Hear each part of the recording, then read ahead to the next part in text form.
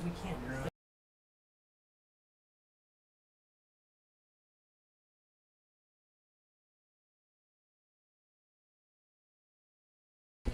Regular session of the Bolivar Board of Aldermen for Tuesday, November the 18th will come to order. Madam Clerk, please call the roll. Morse. Price. Here. Wilson. Present. Ballard. You got me there. Here. Neal. Present. Ross. Here. Raines. Here. Here. Is Don's mic on? I mean on. With 7 present, we have a quorum. Please stand for the Pledge of Allegiance. I pledge Allegiance to the flag of the United States of America and to the republic for which it stands, one nation, under God, indivisible, with liberty and justice for all. All right, stick with me, folks, here. I'm entertaining a motion to approve the agenda with the following changes. To move item 6A to item 5A, and to add item 6C, Bill number 2025-77, an ordinance authorizing a change order to a prior contract with Emery Sapp and Sons Incorporated for contractor service for the Albany pedestrian and stormwater improvement project. So moved. Second. Those in favor say aye. Aye. The amended agenda is approved. I am entertaining a motion for the approval of the minutes for October 2nd, the 2025 special and executive session, the October 14th, 2025 work and closed session, and the October 28th, 25 regular and closed session. Entertaining a motion.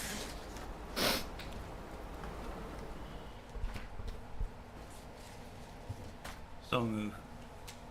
And a second. Those in favor say aye. Aye. The minutes have been approved. We need a report for the bills and financial report. Typically, they just read it and make a motion to approve it. Okay.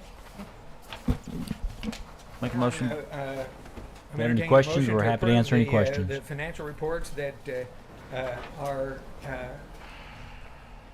in our packet. I'll make a motion to approve the financials. Is there discussion? Second. Okay, we have a motion and a second. All those in favor say aye. Aye. We have approved the bills and financial report. Now we have appointments. We have a new hire.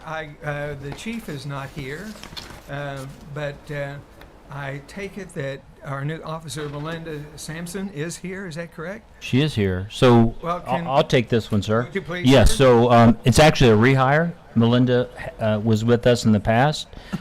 She left for a couple months, and we're happy to get her back. So we welcome her back for the second time, and hopefully she'll be with us for a long time in the future. Now, we always like to shake your hand. Would you come forward and let's reintroduce here? Welcome back. Can't leave this time.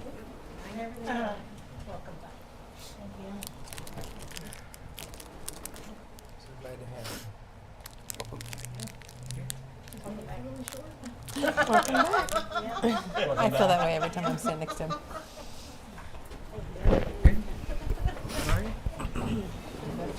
Okay, I'm entertaining a motion to approve my recommendation of Matthew Rice for Assistant Prosecuting Attorney.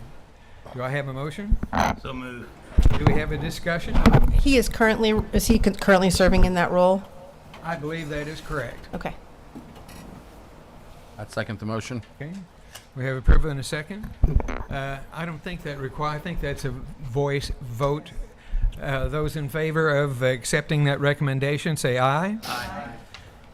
The ayes have it. We have accepted the recommendation of Matthew Rice for Assistant Prosecuting Attorney.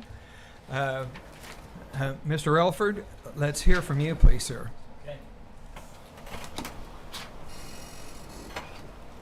going to be pretty quick tonight. All right, just a few updates. Walnut Street, I think I'll see some feedback here. I think we got, we have this little project on Walnut Street just north of Boston. So we've encountered some delays there, but the plan is for the street crew to work on that the week after Thanksgiving. So that's the plan right now. So hopefully that will be done the week after Thanksgiving. There was a That's the problem one right with down from here. supplies, was it not?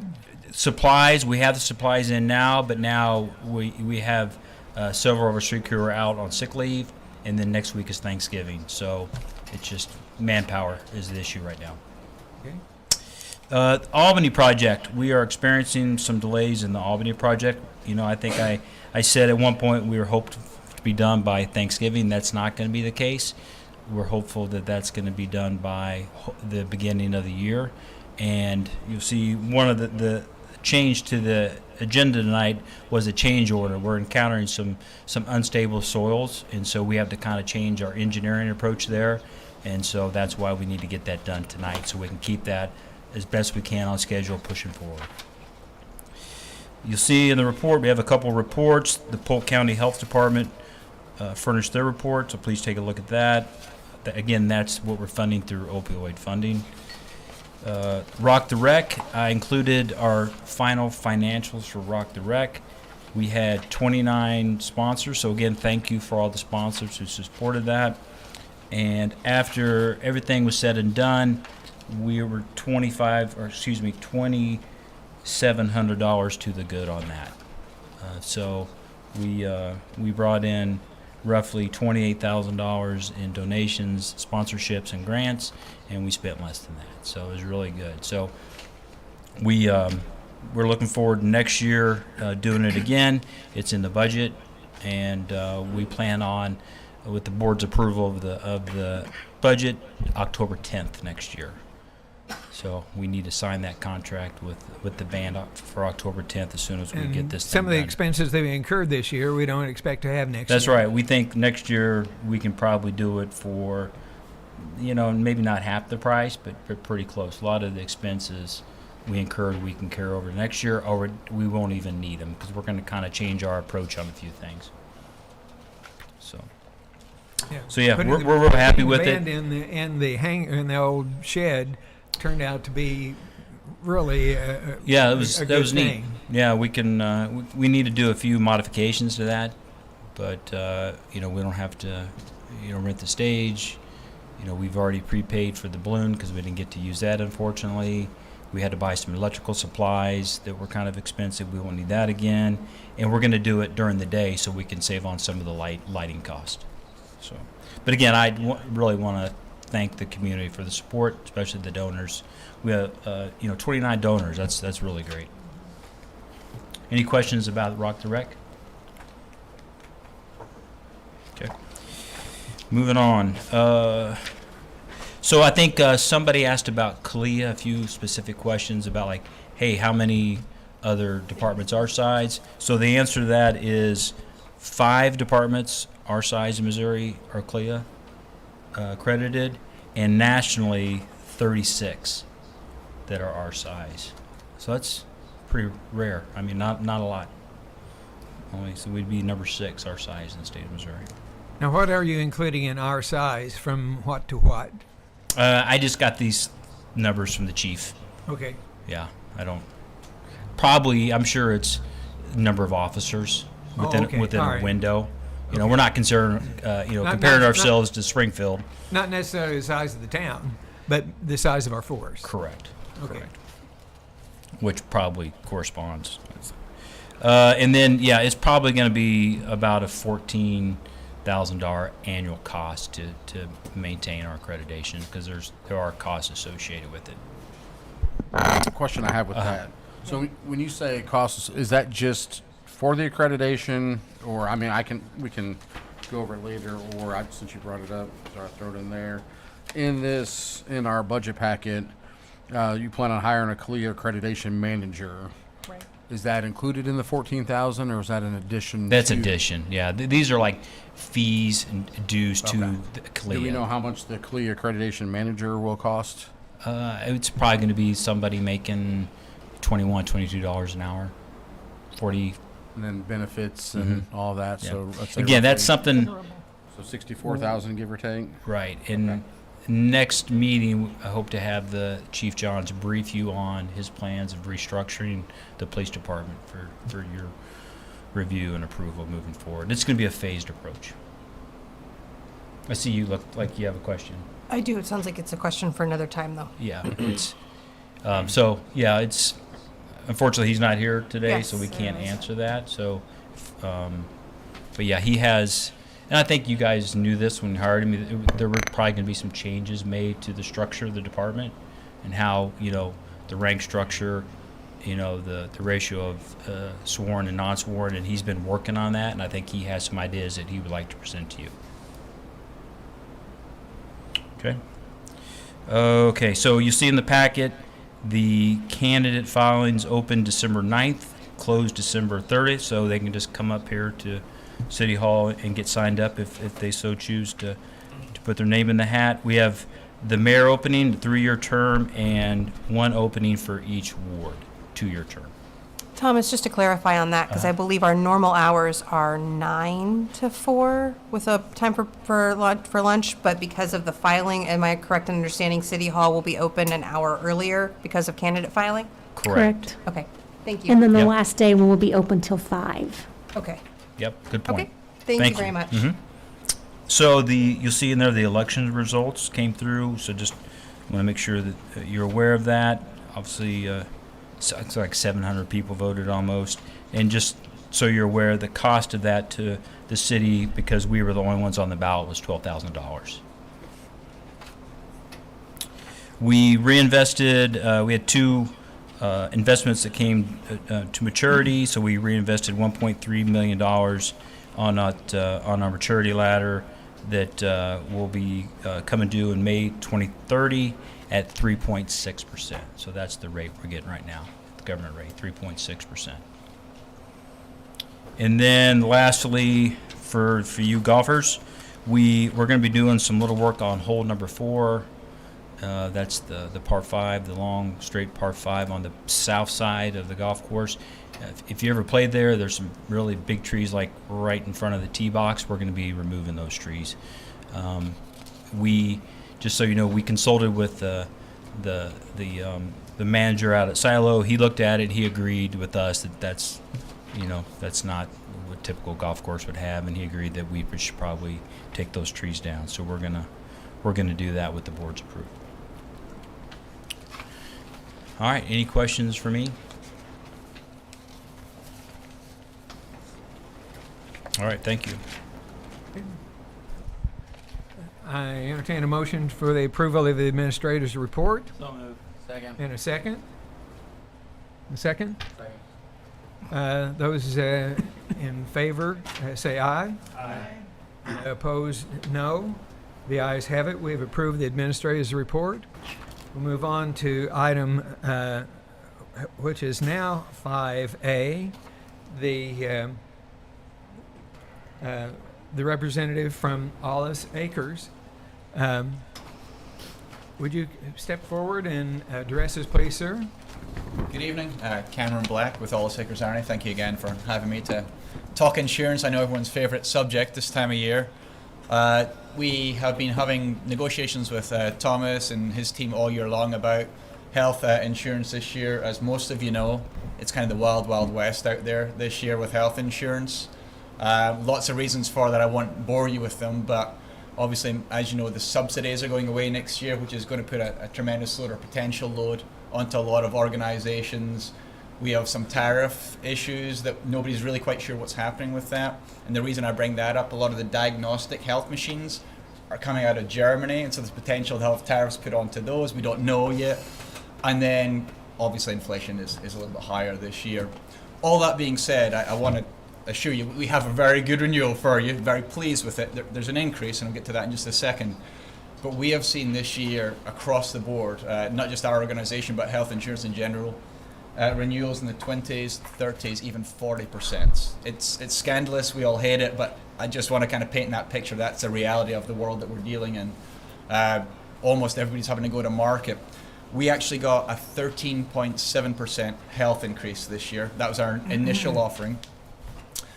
We'd shared with Thomas that anywhere between 10 and 12% was considered by all the carriers, whether it be Cox Health Plans who we're with, Anthem, Aetna, Cigna, that anywhere between 10 and 12 was an excellent renewal. And by that they mean that's their baseline. If you're doing very, very well, that's what you're getting. If you have additional claims, prescription usage, those type of things, that's where we start to talk 20s, 30s, 40%. Our strategy was not to market. We believed that we could go back, have negotiations with Cox Health Plans. We did that. We were able to settle on a 10.7% renewal for the medical. I know it's a 10% increase and nobody likes to take that, but I want to assure you that is a very strong renewal for 2026. We did get some claims information on your group, and for the first time in several years, unfortunately, we have some employees that are trending in the wrong direction. We have some stuff bubbling under the surface. It looks like that's going to continue into next year too, so we're going to have to monitor that and kind of be very cautious with what we do, but just wanted to set the scene that that's there, and we are going to have to manage that moving forward. Any questions on the medical? Can I ask what it means to be moving in the wrong direction and how one works on that? Yes. That's a great question. You can solve the riddle, right? What we're seeing is we're seeing an uptick in prescription drug usage. We're seeing an uptick in hospitalization, urgent care, those type of things. And so our job from your broker standpoint is to start a different education campaign on that and see if we can drive people to the right sources of care, making sure that we're not doctors. I don't want to ever come across like that, but making sure that they're using, generic drugs instead of the banned drugs. A lot of stuff that we do all year long anyway, but now that we know that we've got some of those issues, we're going to make a bit more of a concerted effort to kind of head that off. There are some things, and I can't share, obviously, information here. Things happen, and we want to make sure that you have a really valuable health insurance program for when people do need the health insurance, obviously. But in a group your size, whether it's a cancer or a multiple sclerosis or something of that ilk, one person can really derail the program. I know that sounds terrible, but that's how you can trend in the wrong direction pretty quickly. To answer your question? It does. I mean, I just want to make sure that we're not saying that the way to use your health insurance correctly is to not use your health insurance. Absolutely. I want to make sure that we're and I realize some of this is the marketplace, and I understand that the insurance companies would much rather accept your premiums and not have to pay a lot of benefits because that's better for them. Sure. But I certainly don't want our employees to think that we want them to have these plans and then not use them, not least because that's not going to be leading to better health outcomes long term. Correct. And so I was just trying to understand more about what you're saying makes sense, but just trying to understand more about how you move in the right direction while still saying we want you to have, we're providing this plan because we want you to get the care that you need when you need it. So that's why I was just trying to clarify. And I appreciate you. And so obviously my conversation to this group here and with Thomas is at this level, and obviously when we talk to the employees, it's a different level. 100%. We want them to use this, and we want them to feel comfortable because when they do get sick, this is a great benefit to them. And certainly the education we put out is just to make sure that they're utilizing that correctly and helping them, quite frankly, lower their prices. Whether that might be, as an example, when they go to the pharmacist to get a prescription, they have their insurance card. They can certainly use that, and we encourage that. But you guys have all seen the Good RX type stuff that's out there. We also know there's a cash pay. We encourage them to ask all three.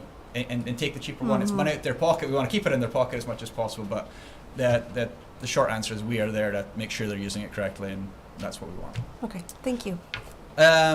We also, I just emphasize that Go ahead, sir. there is no change to the policy.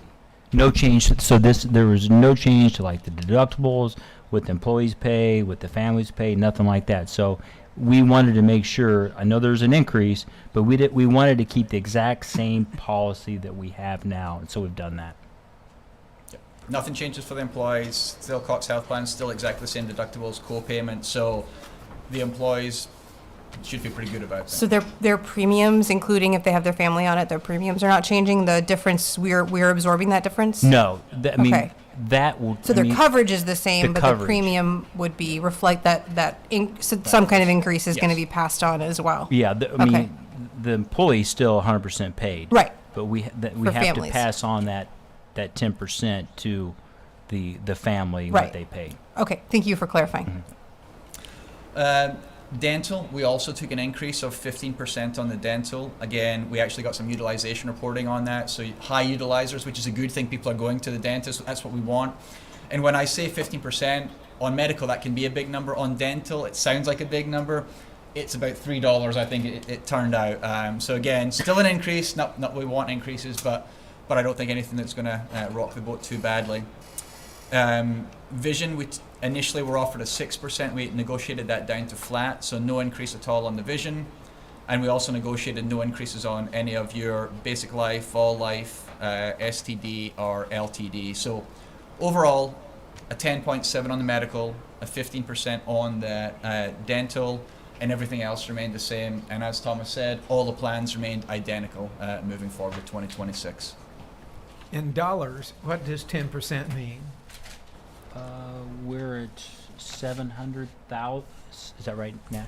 700,000, I think, will be our insurance premium, medical insurance premium for So next year. it's a $70,000 Yeah. increase. Off the top of my head, we'll Yeah. verify that. You basically jumped up 6,000 a month on medical. Yeah, that'd be right. Yeah, So you're close. spot on. Yeah. Questions for our guest? One of these years I'm going to bring you a negative. We're working on it. And I will say this. It's hard when you get these increases, but health insurance, you have to look at it over a 3 to 5 year period. And we've done a really good job. I say we, collectively, we've all done a really good job. Your employees are a big part of this, right? Where they go to seek treatment and all those different things. And so when you look at over the last several years, we were flat last year, no increase at all. We're doing a good job, and you should, commend your employees for doing such a good job and seeking treatment in the right places too. Well, Mr. Black, you have brought some bad news and presented it very nicely. I'll take that as a compliment. Could be worse. I suppose we better be thinking of it in those terms. Yeah. Does anyone have any other questions or responses, or I'm not sure what more. It's the reality.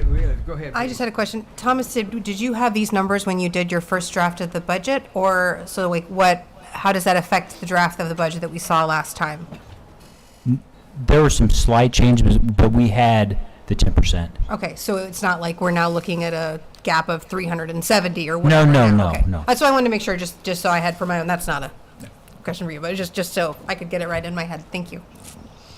Well, Mr. Black, for a matter of such grave importance, it's kind of a succinct presentation, and but I'm not sure that we are prepared beyond that to inquire. We're going to provide health insurance for our employees, and in this world, it is very costly. It is. And obviously, we do a lot of our work throughout the year. Obviously, we're in regular contact with Thomas and his team and try to make sure that they know what's coming down the pike as best we possibly can, because we know that you have a budget and you got to stay within that. So we try to honor that as best we can. Mr. Relford. Mayor, I'd say still suggest that you make a motion to approve this proposal. Yes, okay. All right. I will entertain a motion to approve the presentation that Mr. Black from Alice Acres has presented for our health insurance. So moved. And the second? Second. Those in favor say aye. Aye. Opposed, no. I mean, it's. That I don't guess that would require a roll call vote, but since it's a budgeted item, with a vote of 7 ayes and 0 noes, we have. I think that's fine. We have approved the presentation that Mr. Black from Alice Acres has presented for our health insurance. Appreciate it. Thank you so much. Appreciate the time. Thank you. Thanks, you. Cameron. Okay, now on to item 5B, our 2026 budget version 2. Mr. Relford. All right, thanks, Cameron. Okay, version 2. I think it looks a lot better than version 1. Let me point out a few handouts, please, first. So I think Mr. Wilson asked for this, and That was a good ask, and I think everybody see this real pretty Do I not have one? handout here. Kevin Kelly, correct, Kyle? That is annoying when you hear feedback It from is you. very annoying. It's very Yeah. annoying. I concur. Is that the echo? Don, you still there? He's muted. Okay. Oh, there. Okay, good. Okay, so I think this is pretty self-explanatory, but it basically breaks down our projects, how they're funded, by what year, and kind of what the grant amount is, what the city is going to be funding, donations, and the total project cost. What's not included in here is the East Loop. So we did not include this in this package. We're kind of treating that as a separate monster, but we will be briefing the board next week on that funding and everything that's going on with, Liberator Avenue. I got to wrap my head around that. Been heard so long, Liberator Avenue. So that will be the next meeting. So any questions about this? What's also not on here is, I know we talked about the 430th Road, the CMH has requested assistance with. Since the board hasn't made any move on that, we did not include that in this. Questions for me or Kyle just on this? And obviously, we have to come up with money for 2026 for our portion of this grant matching. Okay. First off, thank you. I don't even know if it's on. Is it on? No? Okay. Thank you to your staff for doing this. It is very well done. Helped a lot. So, it's a hard thing to swallow because like these grants don't come very often, and we're doing a really good job getting them. And kind of one of the conversations we kind of had earlier was we still have to have the money to do it. You can't. How did you say it earlier? I said, $10 million building is on sale for $1 million. That's a great savings, but if you don't have $1 million, it doesn't matter how good a deal it is. And so there's always a limit. Sure. We're limited by how much funds we have that we can obligate, no matter how good the grant is. So I think it's always a balancing act. Yeah. And I think our approach to that is we'll bring them to you. Yep. And I think our job is to seek as much grant funding as we can, and that's the board's decision to decide if we want to spend that money or not to match it. Yep.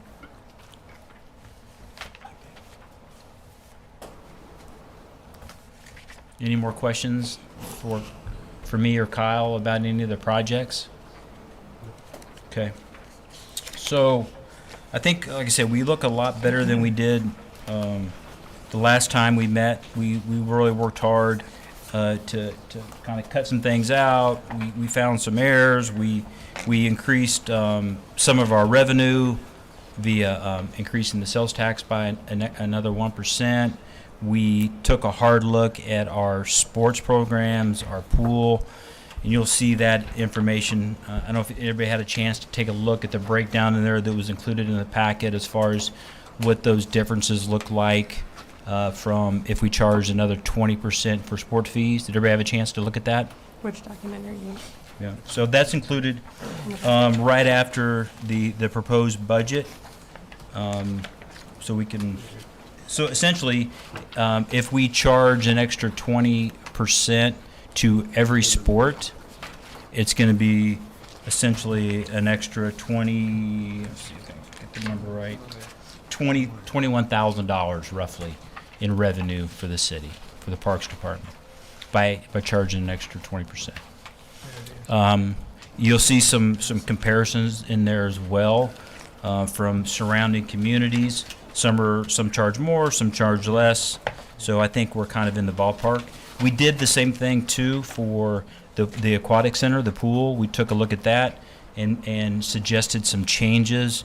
For example, the daily fee, the daily pass for an individual to come to the pool, we increased that by $2. We see a lot of activity there.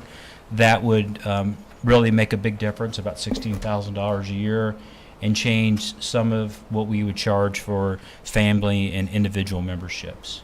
So, yes, ma'am. Thomas, when you were comparing our rates to other communities, were you looking at all at like the median income for those communities? Because I know there are some communities that are our size that are in a different position, like the people of those communities are maybe in a different position financially. I just wasn't sure if that was something that we were No, taking we- into account. No, we just straight Just up population. just well, and we just trying to find as much data as we can to give Sure. you guys some comparisons to go by. So Sure. some of them might not be and some of them are not good comparisons because they have such a strong tax base.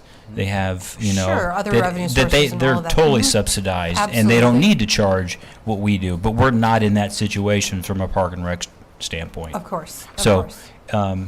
you take the data as you want, Right. but we try to just give you as much information as we can to make an informed decision. Sure. I think we all of us feel that tension on the board of wanting to increase revenue so that we can fund the city fully, but also not wanting to price people out of participating in the services that we're providing and wanting to make those accessible for the people. And I think that's always a really It's hard. difficult balance. Believe me. Yeah. It took us hours. I believe- of I sitting absolutely down, believe you. arguing, not arguing, but just having a healthy debate because Right. we're conscious of that too, right? We don't want to price people out. Right. And quite truthfully, we might be at the same revenue point by, we might Fewer increase it, but we participants, might yep. have fewer people. We might be at the same Sure. point anyway. But we don't Sure. have a crystal ball but we just wanted to bring that to you. We don't think we're pricing people out Okay. at this level, but you might have a different opinion than us. Sure. No, I appreciate that. Thank you. So we took a look at all of our programs and parks. I think we can charge a little bit extra for like rental fees and the pavilions and a few other things. So it's not a huge amount of money. You would think it would be at the end of the day, but it's really not. It's maybe $50,000 of extra revenue between really the biggies, the sports fees and the aquatic center. So. Thomas, Yes. is there a breakdown somewhere of how many kids? Is there a breakdown somewhere of how many kids are in each sport? Yeah, it's on here. Okay. Thank you. It's on here. And so, Mr. Raines, some of them they sign up by teams. Right. So we kind of guesstimate like, okay, there's be 12 people on that team. So we did kind of a guess on that, and use that in the calculations because you can, in the way we have it, you can sign up by team and Right. pay one price. Right. So, for my experience personally, when I put my kid on a soccer team, I paid significantly less than when I put him on and just signed him up individually and he Really? joined a team. So, I'm wondering if we could increase the total team price a little bit more than what you had thought. I mean, it was like double, or like it was significantly less if I just like signed him up on a team compared to just signing him up through the online system. And to that point, I think that's a good question because if the individual signups, let's say they're $45 for, Okay. Todd, you want to start making the way up? I'm sure you're going to have to answer for a sport, and then you have a team. The team fee is $350, but they've got 12 kids on the team. Well, that 350 becomes, I mean, what is 350 divided by 12 is $29.17. Yeah. So, I mean, that's a $16. Thank you. Yeah. $16 difference. It's 12 kids. So it's almost penalizing those who sign up as an individual as opposed to those who sign up as a team. Right. So I'm just thinking that could be another way to increase revenue a little bit by increasing the total sports team price. So your suggestion is keeping the individual price at the 20%, but increasing the team price even more. Just still, yeah, not a bunch, but I mean, that price gets divided up, between a bunch of kids. So. Are the team, and I apologize, I just don't know, do the team sizes vary? They can. So would it be, Just stand up here. You're going to try to answer these. so if you ended up with a team that was closer to whatever the minimum size is, then if you increase the team price, you would potentially be paying more per student than an individual. Like if instead of having 12 kids, you had whatever the minimum number was, and you increase that team price, but now you're only dividing it among so many. Is it possible at all to price the team pricing per student, so that then the price is consistent whether you're signing up as part of a team or not? And if you have a bigger team, I don't know if that's just an Yeah, you administrative could do nightmare, that, but the benefit of having a team is controlling, I guess, the number of kids that's on your team and who's on your team. So we give those coaches that flexibility, okay? To have, they kind of pick and choose their team. So that's why we give them that option.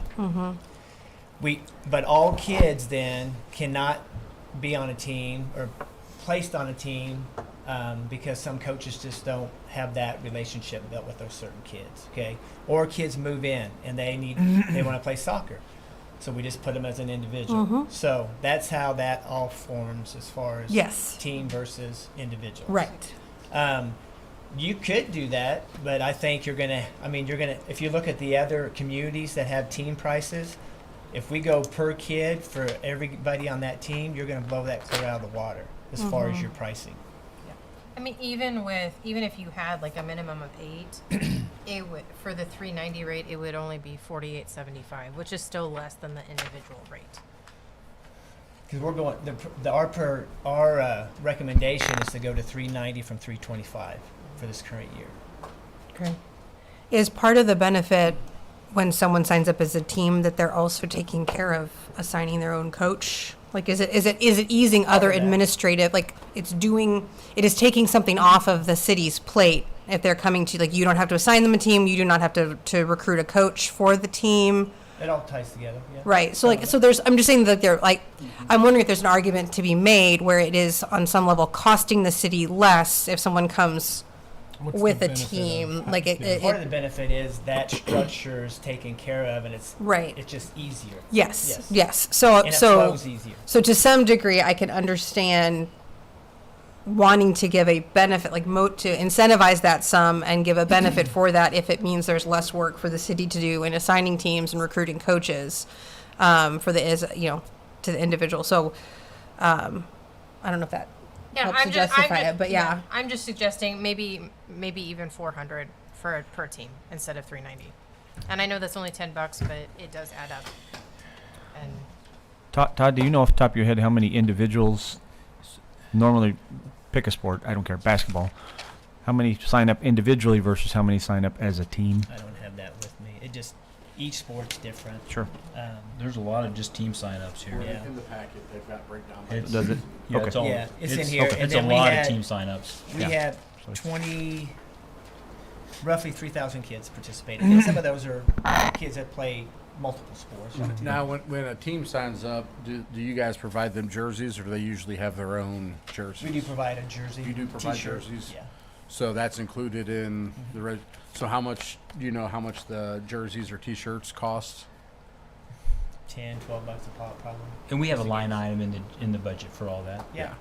Just an estimate. Now, I will tell you, Mr. Ross, the football jerseys are more expensive. Well, Yeah. I mean, football's a we different beast. have to replace them like every 4 or 5 years, and that's a lot more expensive.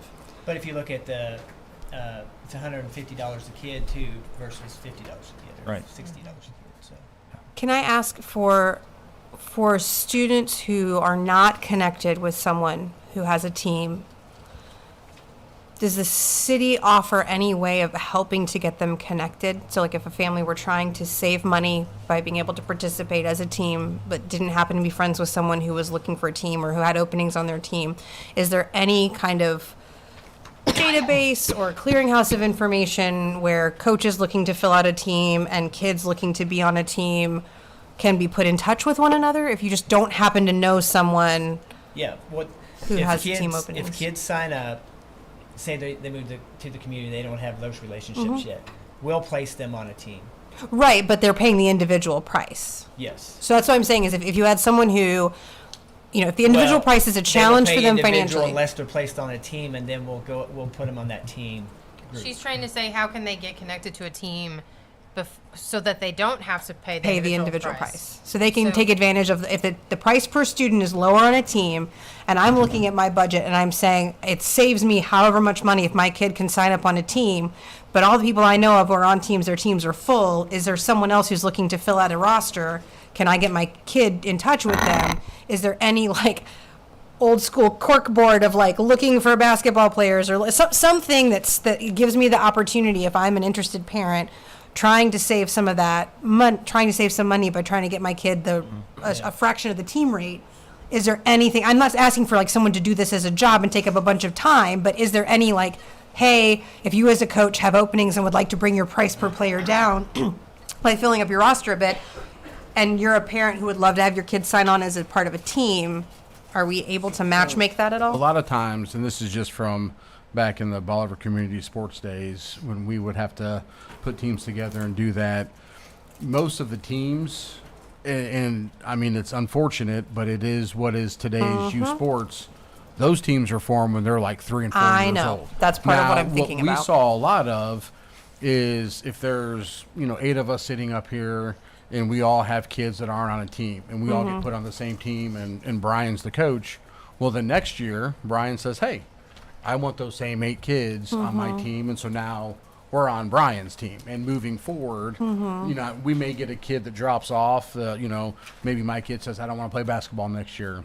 And Brian's, kid says, hey, I've got a friend that wants to play, so they come on. So it's hard to, and I mean, just from having done this in the past, the hardest thing is finding coaches. And so if you can find a coach who wants to have a team, then yeah, you could say, hey, we could put these, 8 individuals on there and you guys could go as a team. But the problem is finding, and I know that from when the city used to do soccer, and I'd have to coach soccer. And what I know about soccer is, hey, don't use your hands unless you're the goalie. Like that's, and so the kids didn't learn anything that year, but I was a soccer coach. And so that's, a real issue. But usually what happens is the kids get put on a team and it's one of those, we start making phone calls. Hey, do you want to coach? Oh, I can't. I got to work. Do you want to coach? Finally, Brian coaches. But then moving forward, that becomes their team next year and they enter as a team instead of a, individual. And that's happening now. Yeah, but as far as finding a team, like I said, unfortunately, I mean, I know people that literally when I know. little dribblers, which is Yep. the lowest level we have, they've already got their team, set. It's like when Yep. they come out of the womb, like that kid's on my team, Right. and when they start walking, they're going to be, play back. And so that's where we're at now. The other just brutally honest thing is, if your kid's an individual sign up and your kid is out there just killing it, there's going to be one of those teams that you're not going to have to reach out and say, is there a team that my kid, they're going to reach out to you and say, hey, we want your kid to play on our Yeah, team I'm not next worried year. about the ringers. Yeah, but so that's what I'm saying is it's one that most of the teams that you form for the first year become teams the second Right. year, third year. It's just Sure. that first year that, and I don't know, because when most people sign up their kids as individual, they don't want to coach and they don't have any, thoughts of, hey, we're going to form a team. It's just, Sure. my kid wants to play basketball. So No, I get yeah. it. I also am a parent who does not want to coach. I'm totally in sympathy with that. I'm just wondering if there would be a way that would not involve,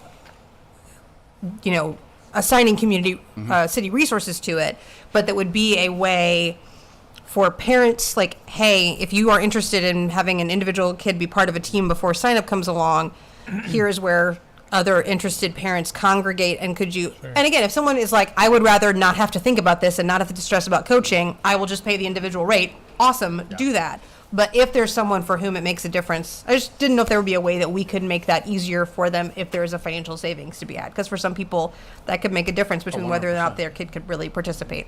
Well, and the other thing you got to look at is, I brought it up right after I got elected as far as charging gate. And you have some families that have 4 or 5 kids that are playing, and it's, $45 there. So I've got 5 kids. Hey, that's $200. Then I got to go pay $2 for every one of my family members. And just so happens I take my kids. So now there's, that's $10, $12 a night, 3 nights a week. That's another $36 a week. And if it's 10 weeks, that's another, so really these families could be paying $500 or $600 for their kids to play one sport, one season. So yeah, no, I mean, it's one of those that, and I've gotten some phone calls about the gates and the entry fees and people are concerned. And I mean, I understand, but again, when you just come down to the dollars Right. of it is, I mean, we've got to, And I think too, we provided kind of a history of what we charge, so you can look at that as well. So this is what we proposed for the budget for next year, unless the board wants us to do it another way. This is kind of what our plan is. Do they want us to charge more per team? Can I ask the question before we move on? Todd, in your professional opinion, if we charged the same for each kid, would we lose teams? Because in my mind, You mean for every sport? yes. And we say the same for each kid. Even if you sign up as a team, you sign up a team, Pay you're per paying the head. same each price. kid is paying. Because in my mind, having a 5-year-old, my son just wants to play. You know, granted, he has a couple friends that he wants to play with, but he just wants to play. And as a parent, I'm gonna let my kid play if we can afford it. And so, I think, again, and that's why I'm asking you the question. I'm looking at T-ball. If we pay the same price for every kid, no matter if they're on a team or not a team, I personally, I don't feel like we would lose teams, but again, you're in charge of it. So what would that be like if you extrapolate that out? What would that be for? Well, Like a- if it's $45 a kid, And it's like you have 12? 10 kids. It's 10 kids. It's $450, so it's going to be Sure. per team. Yeah. 45 for a kid. And that, what is it now for that $390. example? Or our recommendation is to go to $390. Sure. I just, it kind of to Alderman O'Neill's point and Alderman Rain's point, if we can, I understand there's a benefit if you have a team, it's easier for everybody, but, if we can make it a same price across the board, I think we won't have any issues with the individuals. Well, I have to pay more to get my kid to play. Now I'm going to try to find somebody to, hey, can I be on your team? No? Okay, well, I guess I'm stuck with that money. But if we can make it across the board, I don't see a big issue on my end, and I think that's just being fair as well. I don't know. Now, a question I have on that is just the logistics of it. How do you do that? Say, like, submit a roster of how many kids you have on your team, and you've got 10, so it's it's 450, and then, but then what happens when somebody says, "Oh, we've only got 7," and then halfway through the season, 3 kids magically appear, and do we have some? Because What would happen if it was a team assigned by the city and 3 kids magically Sure, appear? that's- Like, yeah. you'd still have to sign up somehow. But there would still be like a minimum, like the 350. If we're charging 45, that would be what, 6-7 kids, and if they say, oh, we've only got 5 kids, and then just I would say here's, like, each sport has a minimum requirement. Yeah. I'm just making this up. Baseball will have 12 kids. sure, yeah, And so. they're still gonna have to they're not gonna let them play unless they've got them. Like, you're gonna need releases, you're gonna need insurance to cover all. So it's not like you're gonna have 2 kids randomly show up that aren't like I would assume the city wants to make sure they know who's playing. Maybe not. Maybe they just let people just show up on the field who are not like actually registered with releases signed by their parents. I would really hope not. But yeah. So I don't know if that would necessarily. And I'm not an expert in this. I don't want to be like, hey, I know nothing about this. Let me tell you how to do this. But I appreciate the argument for equity among participants. I also appreciate that it makes it a lot easier if we can incentivize team signups. Yeah. So even if we wanted to try to close the gap a little bit, where it was and I don't know if this might make it too complicated, but like every team gets 1 comped student's worth of cost.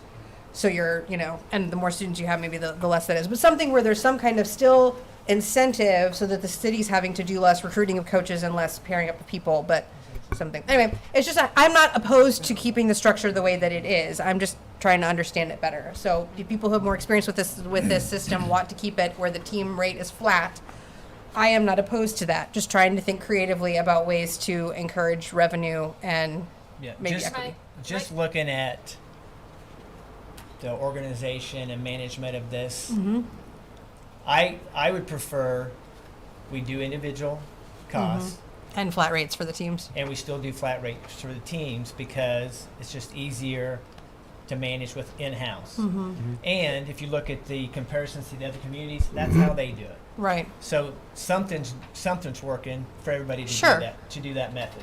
So I would just, even if we have to raise the team rates a little bit to higher. offset that, that would be my recommendation. Okay. Could we, because, like soccer has a different minimum versus baseball versus football, like could we raise the team rate based on the minimum number of players required?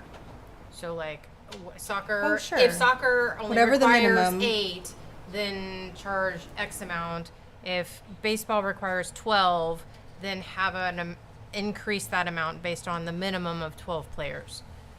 So are you saying charge the minimum size times the individual rate Correct. as the team price? Right, but so like a soccer team might have, they're required to have 8 players or whatever, but then they might have 12 players on the team, but they're only charged for the 8 because that's the minimum that they're required. The price But is that based would on the minimum. incentivize. We could set a number, so 8 to 12 is this flat fee, 12 or 12 to 15 is this team. Yeah, I'm not even saying that. Like She's if just you saying whatever the have minimum just is. like if a baseball team needs 12 players, then that's the rate.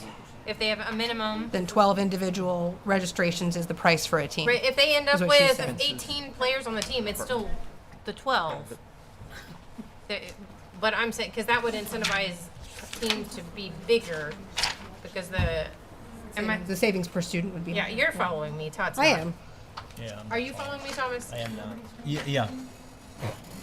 So when you're assigning the flat rate for the team value, whatever that flat rate is, she's saying that using as the calculation for that flat rate, the minimum team size times the individual registration fee for that sport. So if you have a minimum of 10 players per team, then In it order would- to be a team, like there's whatever the minimum number of members you can have on a team. Sorry. It would be cut you off. 450. If the team only requires a minimum of 8, then it would only be 45 times 8 for the team cost. No matter if you have more than No eight. matter if you have more or not. I see what you did there. That's what I'm saying. Flat rate, just have soccer be one flat rate, baseball be a different flat rate, basketball be a different flat rate based on the minimum number of players per team. And whatever the individual registration cost is for that Correct. sport. I got you. Thank you. I don't object to that. People who are more involved in sports, Dusty, do you feel like that's a? Yeah, no, I'm fine with, yeah, I mean, whatever we come up with and do and try to make it streamlined. Sure. I will say one other, and this isn't directly contributing to finding a solution, and I kind of wish the chief was here so he could tell me if I'm out at sea about this, but I think when we're talking about youth sports, when we're talking about the aquatic center, when we're talking about our parks, to some degree, in addition to thinking of it as providing a service to the community, I also think I assume it has public safety benefits as well, because providing constructive activities for youth is a benefit to the community, to have things that people can do regardless of their income level that they can participate in. Having kids develop these relationships, build these skills, be in sports, we start to eat away at some of those opportunities, and I'm concerned about the implications for some of the public safety stuff of just having fewer things for students to do. Seems like it's not just us doing a favor for these families and these students to offer these programs. I think it does help the community to have activities that students can participate. I want them at the pool. I want them to hang out at the pool all day, all summer, because that is a good place for them to be. It's not just students. Like when the SBU, like the young kids, when SBU students were here, Bolivar doesn't we're not just overflowing with amenities. Our amenities are parks and pickleball courts and the splash pad and, Dunnigan Park and the inclusive playground and different things like that. So when you start looking at the health of a community, which we talk about time and time again, that is a massive part of it is our walking trails. We're never going to make money off of paving the Dunnigan Park walking trail. However, I can tell you from being out in the public, I get more, oh my gosh, thank you guys for, that project coming up for paving that trail than anything I've gotten in the last 2 weeks. It's one of those things. That's what people rely on in this community. And so, I've got like a lot more questions. So I'd say another factor too is I think it's a good thing too for the people we employ in the summer. I mean, for some, that's their very first job, Yes, right? absolutely. It was for me when I was a Absolutely. kid, being a lifeguard, and I think that's a good opportunity. It gives these youth a place to work and get a little paycheck before they go to college or in between school, whatever. So that's also a good byproduct of it. Okay, so Thomas, I got one more question before you move on. So last meeting we talked about possibly eliminating sports. With this new proposal, are we keeping all the sports that we could have Yes. to offer? Yeah. Thank you. I also have one more question about the sports. Okay. This is maybe more of a Todd question. If we experiment with some of this and we find out that we experimented and we started to feel like we lost enrollment, went too high, wanted to adjust next year. Do you feel like if we lost teams, we would not be able to lure them back by adjusting downward in the future? I want to know how much of an experimental attitude I can have towards like, let's see what happens, and if it doesn't work, we'll fix it the next year. For Or is sure. it like, no, if you see what happens, you've tanked the whole program and ruined it for everyone No coming forever? back. It's a board decision. If you want to charge less Well, next I know year. it's a board decision. I'm trying to We're trying understand to figure out what the consequences are gonna repercussions be of with that. with our- Like, do we think that, like, once people switch and are part of decide to go to a different community, if they do, I mean, I don't know how many Bolivar families want to all drive to do all their practices in another community for a whole sports season. Maybe a bunch of them do. But if we are potentially losing anybody because we price our teams differently, it's a little bit higher price. Based on your experience, do you think that would be kind of an irrevocable decision once they go and are a part of a different community's league, that we could say, hey, we learned, we realized that was too high for you guys, we're adjusting the prices downward for 2027, that we could correct that mistake? Does that make sense what I'm asking you? It does. I think we can peel back. The word that I think that we really need to be sensitive to these families. I mean, because we have a lot of families that have multiple kids.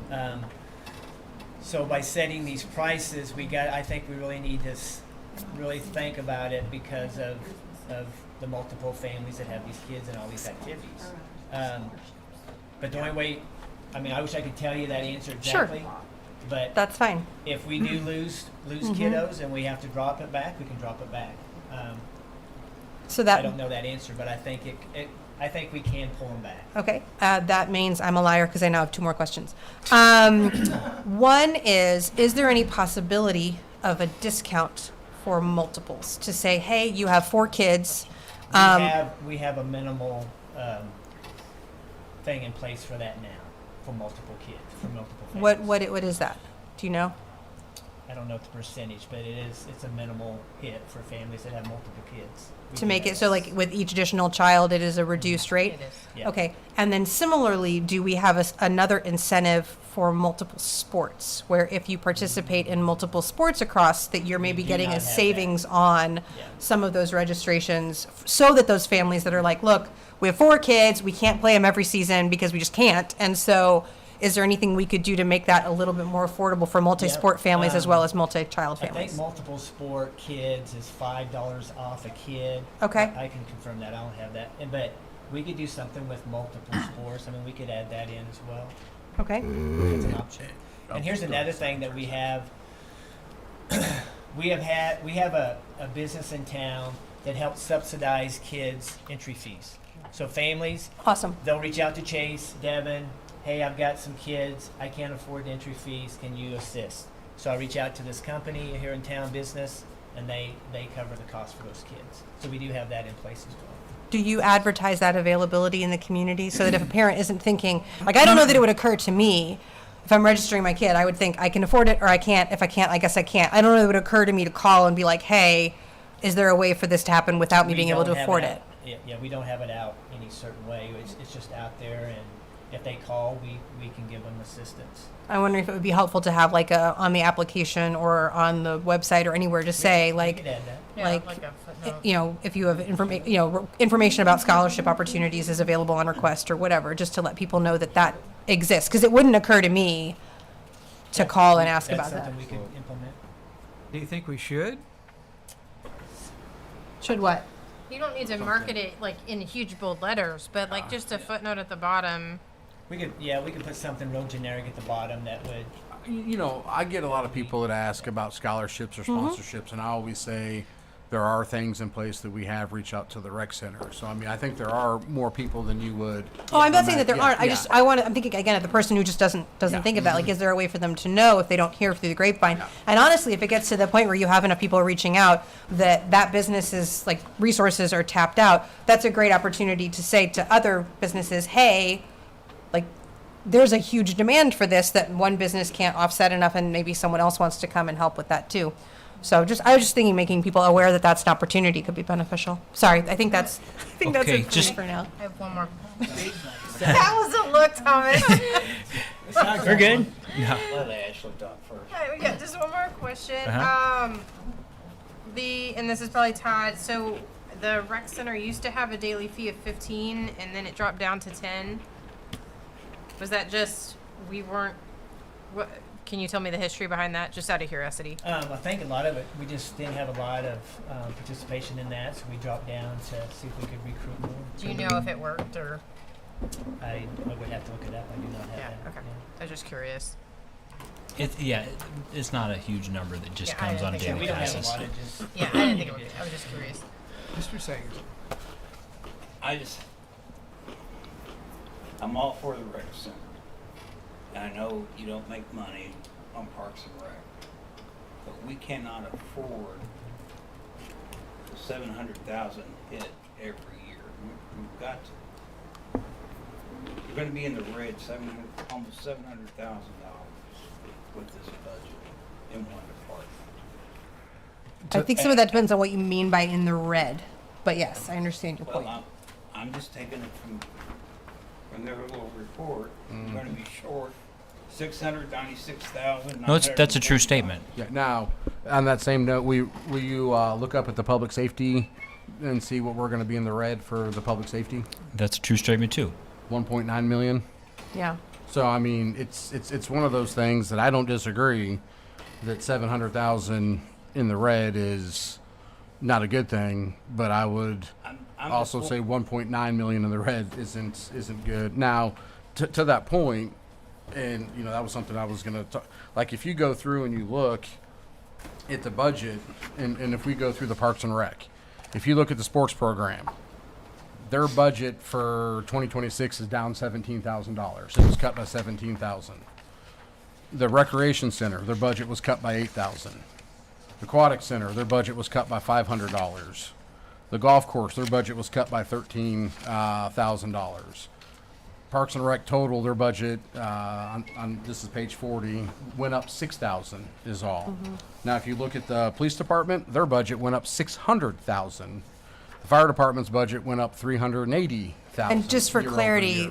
that's by my calculations, not a math major, 20% increase on police side and 21% increase on fire side, which, and I also had wanted to ask if you could explain for us what's driving that, but like, when we're looking at a 3% increase on our sales tax, and that was, our initial conservative estimate was a 2% increase, having a department that's got a year-over-year increase by to 20% or more, while other departments are not increasing at all, like, I have grave concerns about the sustainability of growing our budget by 20%. Like, I was telling Dusty, in a few years, all we will be is a fire and police department if we continue to grow those departments at that rate. So can you help us understand what's driving the huge increase on those departments over other departments? Yeah, well, so they've never been fully funded. So that's probably the biggest thing. But they're still not. Meaning? No, we will be fully funded. Meaning what? Meaning we'd be fully staffed. Fully Okay. staffed at Okay. our full staffing level. Funded and staffed. Okay, I was like. But we never, because we were always, we always had like, if we had 25 sworn, we would only, budget for 22 or 23. We didn't. How many did we budget for in 2025? I don't know off the top of my head. 24. And we had some that came in. We budgeted for like half a year to try to keep it down. So that's a big part of it. Was the increase. Then we had a bulk of the insurance, like workers' comp, was applied to the police department and the fire department. So those are substantial increases. And every time you increase the wages, it increases everything else, benefits. I guess, so yes, although the benefits are broken out as a separate line item, right? Mm-hmm. So by my calculation, on the police side, just the wages was an increase of $240,000. Can you tell And us how two- many staff that is? Yeah, so it's 25 fully funded. And then we're adding, with board approval, the chief wanted to add 2 additional sworn or non-sworn civilians. Okay. That's what I talked about earlier, that he was Yeah, going to no. brief you. So Yeah. here's a concern I have. The Parks and Rec, they're or roughly $700,000 short. If somebody from the Parks and Rec came to the board and said, "Hey, we want to implement a program for Parks and Rec that 36 other Parks and Recs departments have in the nation, and it's going to cost $70,000. Our size, not just Yeah. 36 total, 36 No, our that- size. Yeah, so 36 Just to our clarify, size. yeah. We're gonna do that, and it's gonna add $70,000.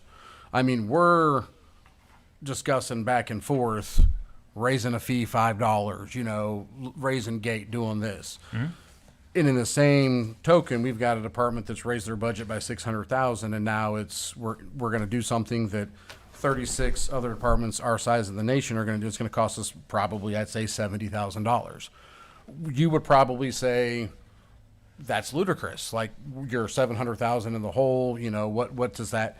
And so that's what I'm saying is, Parks and Rec, we are putting under a microscope and cut this, raise this, do this. What can you do here? In other departments, it's like the microscope isn't even in the room. It's like, oh, they want to increase staff by this, even though they're 1.2 million further in the red than Parks and Rec is. So when we talk about, like, even in this, the fiscal, until the continued shortfall is addressed through increased revenues or limited services and programs, will continue to run a significant shortfall.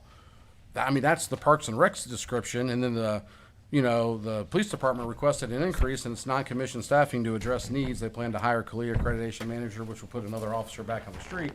That's good, but to Alderman Neal's point, if we give raises next year, if we increase, other things, 20% year over year, like that's, we can't sustain that. And so we've got to figure out, I mean, we're bringing in $2.2 million more in revenue to, the police and fire. I mean, even like the fire department, their budget only increased the fire department is 100% whole. The fire department's paid for, like, by sales tax, with the public safety tax and the fire Correct. tax. And so we have a department now. They're still getting an $800,000 in public safety funds. Sure, yeah, but that's what people passed the tax for. And was same thing for- with the police department, and they Sure, asked but- us to fully staff and fully fund the police department. That's the Absolutely. way we looked at it from a staff perspective.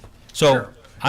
And so, but what I'm saying is, when we sit here and we're putting one department under a microscope that is 696,000 in the hole, and the other department is 1.955 million in the hole, and we're saying, hey, the 700,000 one needs to make cuts or needs to make changes, or we can't continue on like that.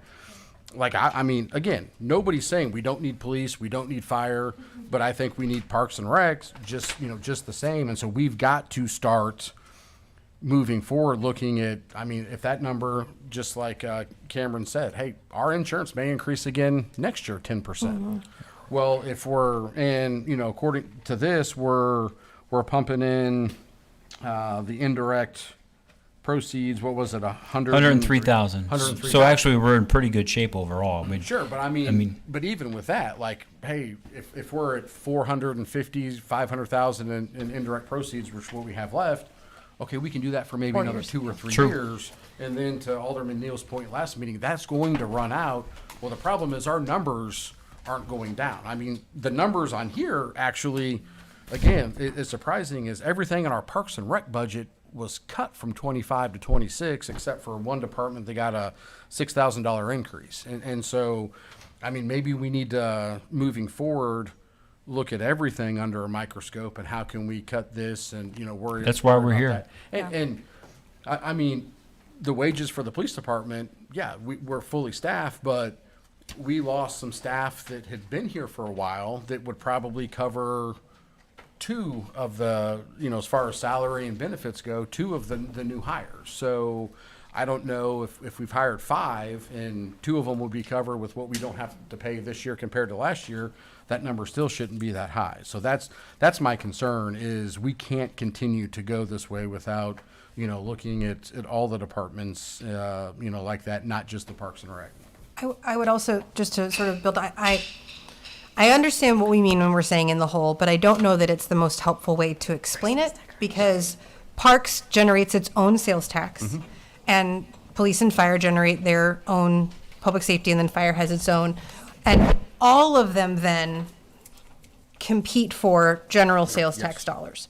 So nobody's budget, maybe fire, I guess if it's fire and public safety can go, like, nobody, like, their individual dedicated sales tax funds are not sufficient to fund their departments, and it is unrealistic for us to expect to run any of those, like, it's not like theoretically it should be enough to cover. At no point is the parks tax enough to cover all of the park stuff.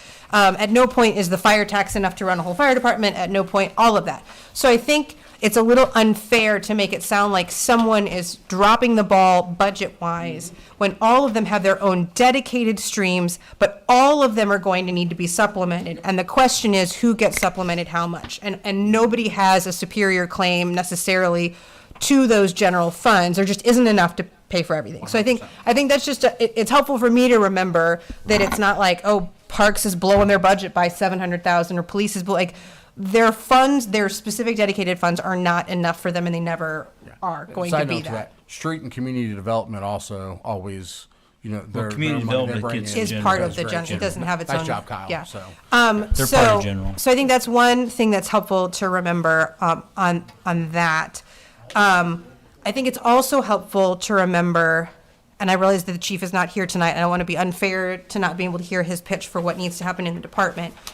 But my recollection of the education campaign around the Proposition Public Safety was we were trying to fund the department kind of as it was. Like, this is what it takes to run this department. And I know I specifically tried very hard to say, this tax does not fund the growth of the department. Like, it wasn't an inflow, it wasn't $2 million more than what we needed so we could grow by $2 million. And so I haven't heard the pitch for the new positions, but I definitely, when I'm looking at, we've got all of this tight stuff, and then I hear we need to hire someone to just manage the accreditation. Like, I am just going to need to hear a lot more context of why that is an important way to spend the city's dollars when we're in these situations, because I am not immediately seeing how it is worth an entire full-time position to manage accreditation. That just, again, I realize the chief is not here. I'm not saying that there's no way that that's worth it. I for myself would need to hear a lot more information about why we need to make all of these other cuts and also talk about adding new positions. So that's Sure. just where I'm at on the budget, because it seems like that would go a long way towards Well, alleviating some of I the think the way he's looking issues. at it, and he can explain probably better than me, is we've had a corporal doing that for the last, since I've been here, trying to get us to the point where we can get accredited. So we were decrease that salary, considerably by making that a non-sworn and putting that person back on the street. that's still an increase. Right. Yeah, it is. Yeah. It is. So how do you want to approach this as far as, do you want to wait on the police budget until he briefs his structure program? I mean, I certainly don't want to make a decision on his Sure. budget without him being here to defend the needs of his department. Sure. I agree. Okay. Okay. Do you want to go over more some of this stuff? I don't know. I don't know if there is a best way or more efficient way of going over a budget, but feel free to. Sorry, to can ask. you, just because we brought it up on the fire side, by my calculations, it was a 21% increase to the fire budget year over year. Can you help us understand what's driving, that's a higher percentage increase than, Minimum wage increase. So the fire department's wages had to Yeah. increase. 20%? We were really low. We're below $15 an hour. So Yeah. everybody has to get we got to give a wage because we're not. I get it, I'm asking if that's a 20% increase. Junk. And then there's, And then again, workers' you comp increase wages, everything else increases, and the workers' comp was Is the workers' comp calculated by department? yeah. Okay. Yeah. And they're taking the biggest hit. Because when I was looking at it, I'm sorry, I don't have flipped open to the right page. When I was looking at the numbers on the, let me find my And keep in mind too, we still have that deputy chief position is still on the books. Yes, although that was on the, how much Correct. of 2025 was that on the books for? Do we do half, 6 three months? quarters? It was half a year. Half a year. Okay, so when I was looking at What page are you on? hold on, I'm figuring out what page I'm on. Okay, the bottom line that I had up 21% was on page 20. This is the old budget, by the way. The 22 was where I wrote the. That's the higher total.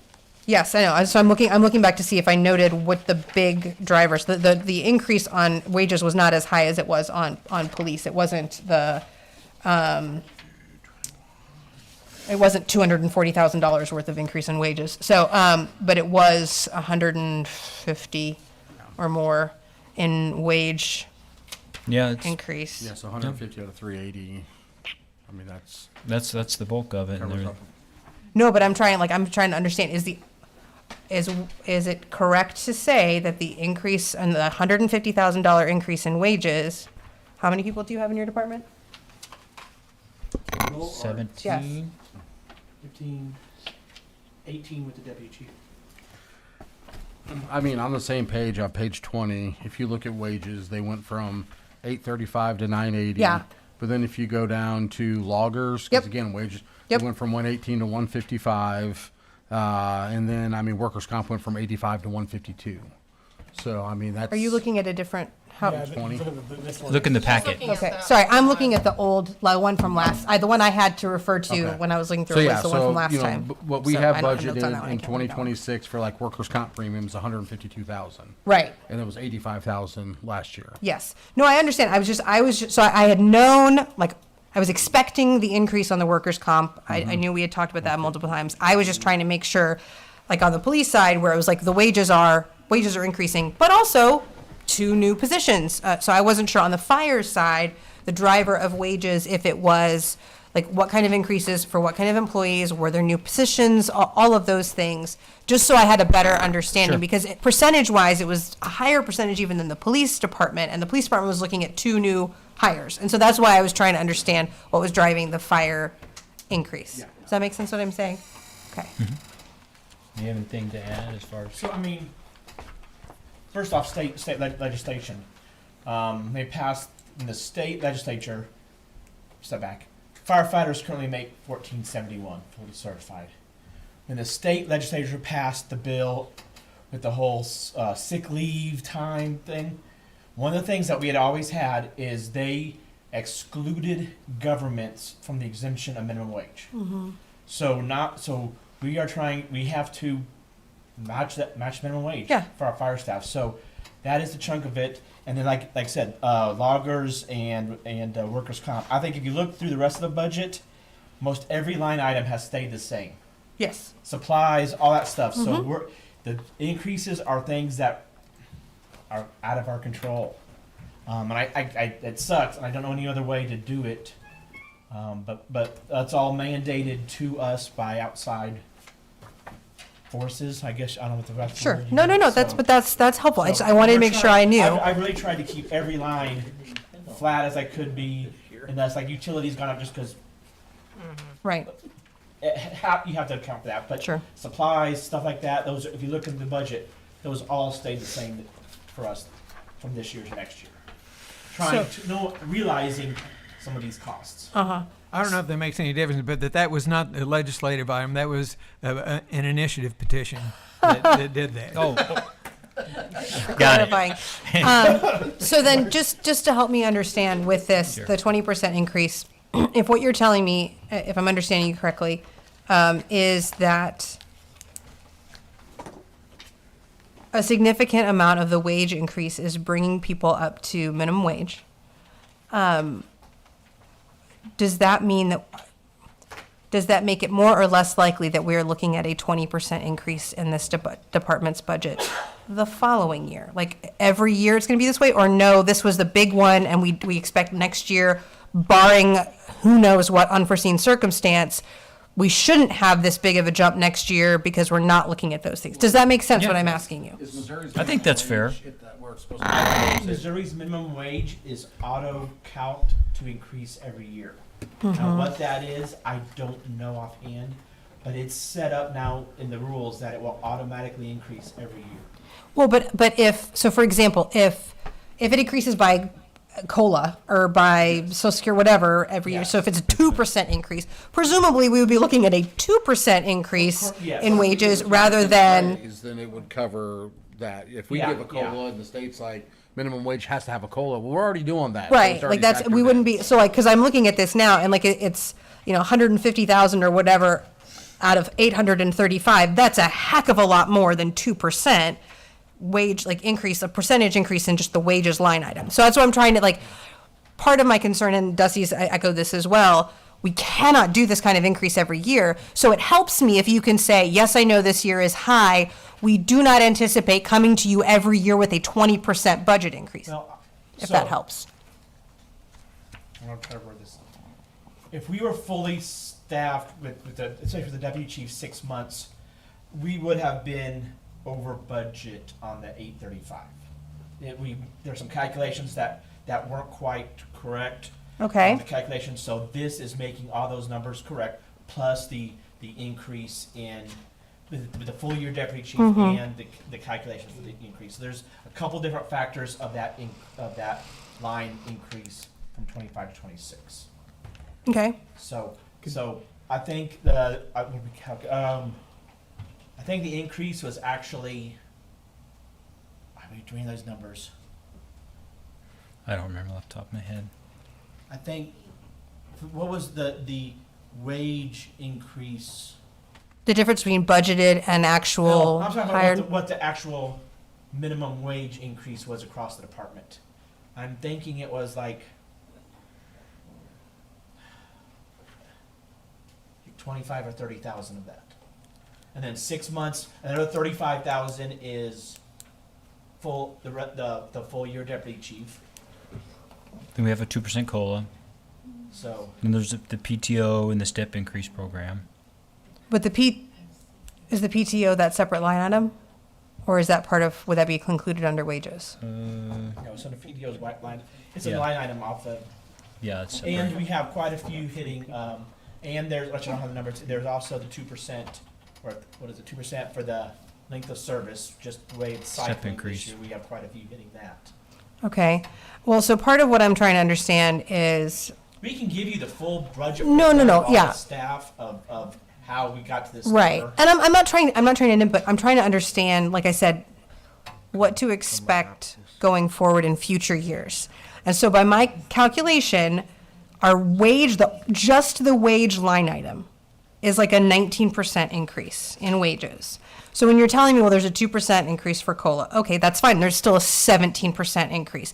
All of those things, and I have it as like $163,000 in wage increase, and you're telling me, well, 25 is minimum wage. Well, 25 doesn't get me to, and 2% in an interval. Like, I'm just trying to better understand how many of these increases we're likely to see again the next budget year.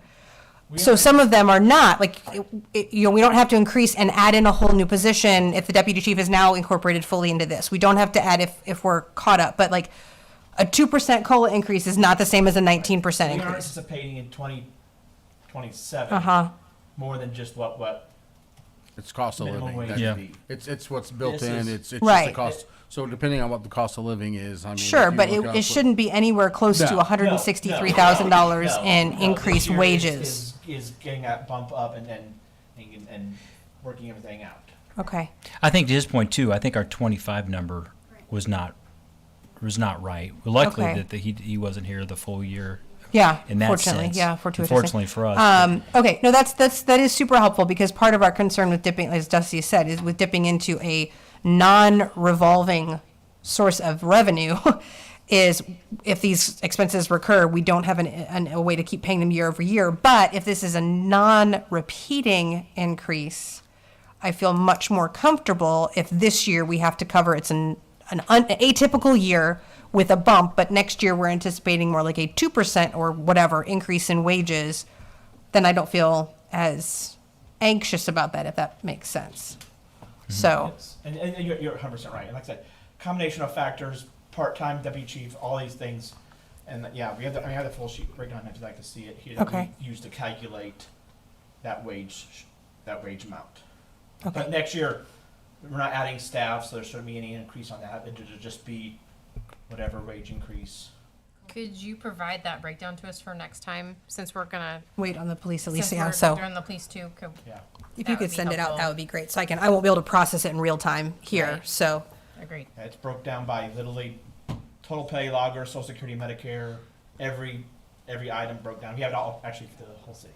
If we're trying to delve into the future, there's also a measure that passed the legislature this past year that will have to go through the voters that will abate some of the more onerous provisions of the one that got passed, having to do with health benefits and health time off and cost of living increases. The measure that was passed out of the legislature that will be this past session that will be on the ballot next year will help, if passed, will help abate some of those things. Well, the automatic some of the automatic increases are going to be abated.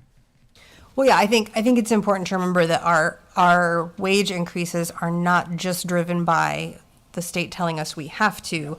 As a matter of competition and fair compensation and a living wage, like even if the state doesn't ever tell us we have to pay anybody a dime more, we're going to have those wages going up because this past year was definitely distorted. Right, but I'm just saying, like we're not going to say, great, now we're going to pay you less. Like, we're just realistically, we're going to keep growing wages to try and keep up with cost of living and to keep our wages competitive. So we won't have that requirement, that's never maybe. and always, but Yeah. It was unique, or at least unusual, to be saddled for the first time with the provisions of the measure that was passed by.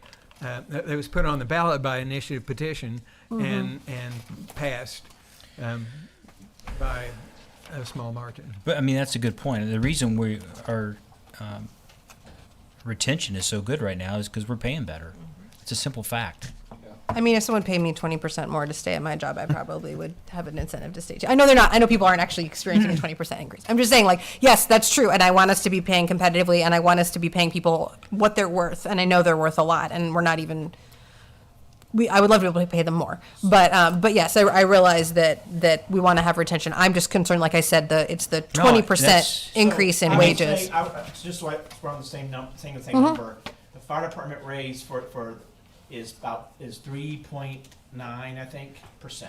Right. So firefighters aren't getting a 20% raise. Oh, right, I understand. They're But the getting a wages, 3.9% right, raise. but because That's of just to meet minimum wage. Yes. Because we were paying below that. Right. So I just I'm gonna wanna write that down. clear Thank you. That they're not getting it. Nobody's getting a 20% raise. Right. Heck, So. why would that be epic? Right, yeah, no, I agree, but the department, the wages in the department as a whole compared to the 2025 budget, I realize individual firefighters are not seeing that, but the department wages are increasing by like 20%, 19%, something like that. So thank you, 3.9% per person. Okay, thank you. Okay. So or what else you want to talk about? How do you want to do this? Do you want to go through? I made some talking points here. I don't know if that was helpful. I tried to kind of lay out the big picture items so you can understand. So I mean, the bottom line is, we've worked on this from the last time, and we've got it down to the point where we're only going to be looking for roughly $100,000 from indirect to make us whole. So that's a lot better than we've been in the past. I know it's not perfect, but we tried to decrease things, take a hard look at certain things, increase revenue in certain areas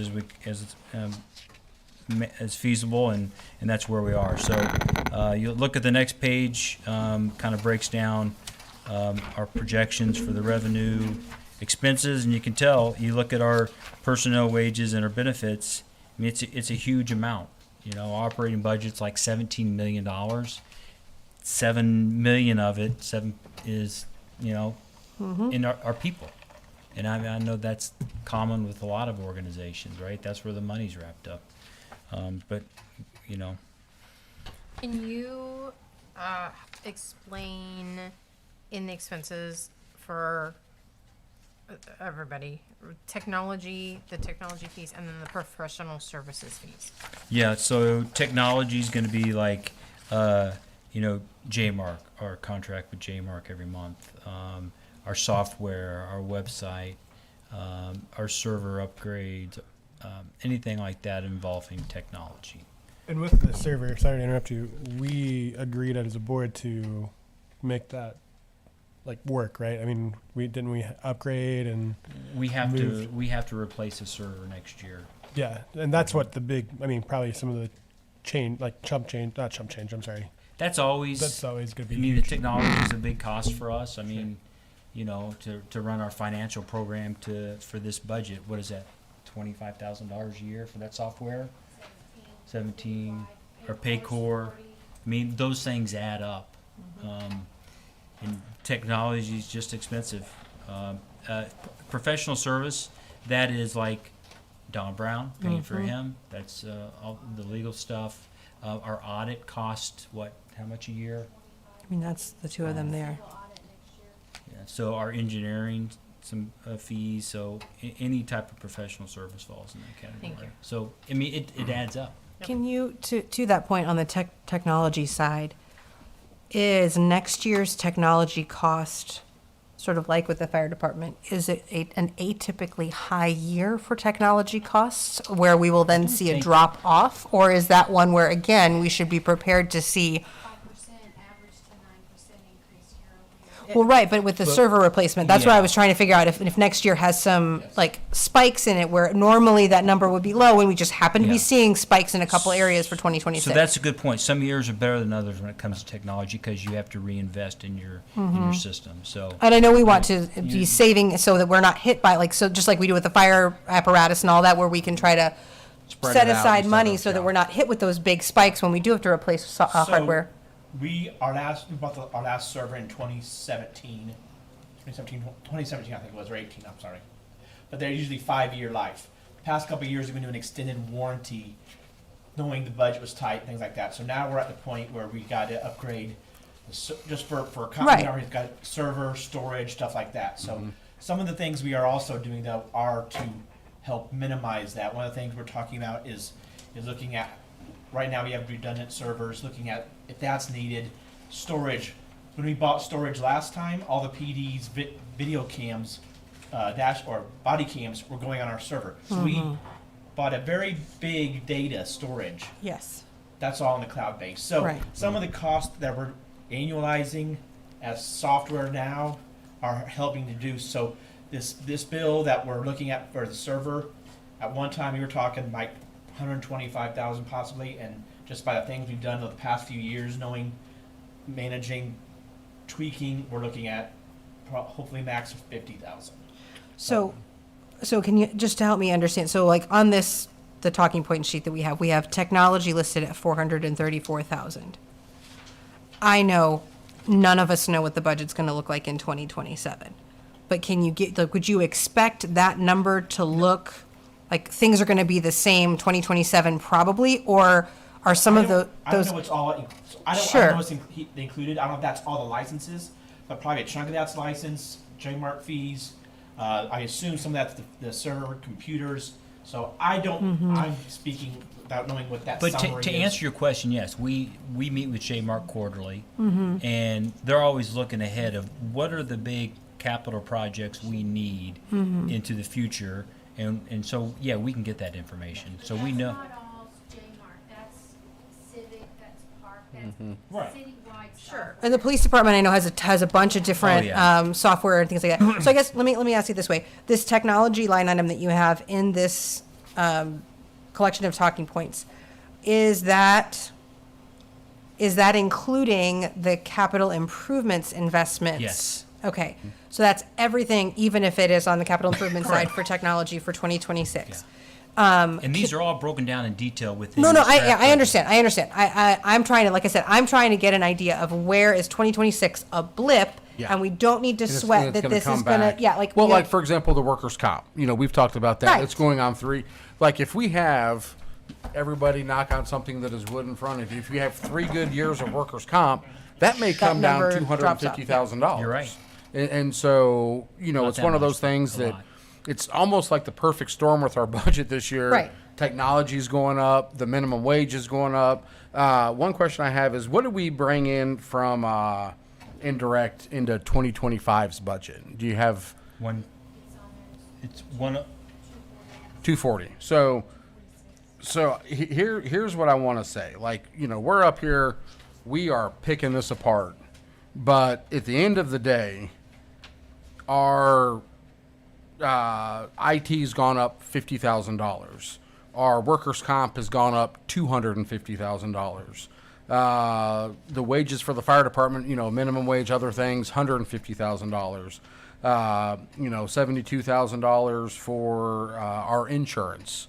All of those have gone up, and we are actually Taking pumping less. Yeah. pumping $143,000 less from our indirect proceeds in the 2026 to the 2025. So I want to say, like, the work that you guys have Yeah, put into good this job. Absolutely. is phenomenal. I mean, all of our bills are now. Granted, we're hoping that our sales tax increases and things like that. So be sure you tell your family and friends to shop local and all that. But for the hurdles that you guys have had to jump, and again, I know it may not seem like it now because we're up here, picking apart and fighting and doing this and that. But the fact that our budget has gone up so significantly, we are pumping less money from our non-revolving fund, and the budget. You're presenting a whole budget. Like, Yeah. I want to commend Absolutely. everybody who has been at those meetings, who has been doing that, and the department heads who have made some tough decisions. And the hope is some of these funds that are high in 2026 and 20 may come down, and then in 2027, 2028, sales tax numbers come up, other things, and we can start doing more and exploring other options. But there may be a year or two where we just kind of get by with what we can. But I mean, the work that you guys have put into it with the cuts and all that, I want to just truly say thank you, to the department heads and you guys, because like I Not said, easy. everything has gone No, up. it's and we're not easy. still- It's one of the we're hardest still things we spending do. 200 and I believe you. Like, yeah. Mr. Sagers, No, I want to say that's part of our job is to pick this budget 100%. apart. I mean, that's what the people want to know is how we are financially. So I consider this, we're not picking on individuals. We're doing our job when we pick the individual lines out of this budget. It's a good budget. And I understand some departments this is going to be one year, but you got other departments that are always in the red. And I'm just wanting them to realize we understand you're going to be in the red every year. We just don't want to be in the red this much every year. Because our auditor tells us every year sooner or later, we cannot afford that big a loss in one department. And that's why I'm stressing this, is that's what the auditor told us in their final report. And even to that point, like the PTO buyback, which was something that the auditor said, you can't have this on the books because it's an issue with, Right, it's a liability. I don't know how many years we're projecting that we're going to be paying on that, the PTO buyback. So I think you're referring to the comp. The comp, yes. That's done. This Okay. is PTO buyback that yeah. the board approved. Yeah, so I mean. That's so- only $16,000 for Yeah, this so year the total. comp was so okay, yeah, that you're correct. So never mind. So I guess to help me, and I realize you may not have this in front of you, of the $434,000 in technology expenses that are projected for 2026, do you have any idea how much of that is non-recurring costs, like server replacement or whatever? Like, what chunk of that would we not expect to see in 2027?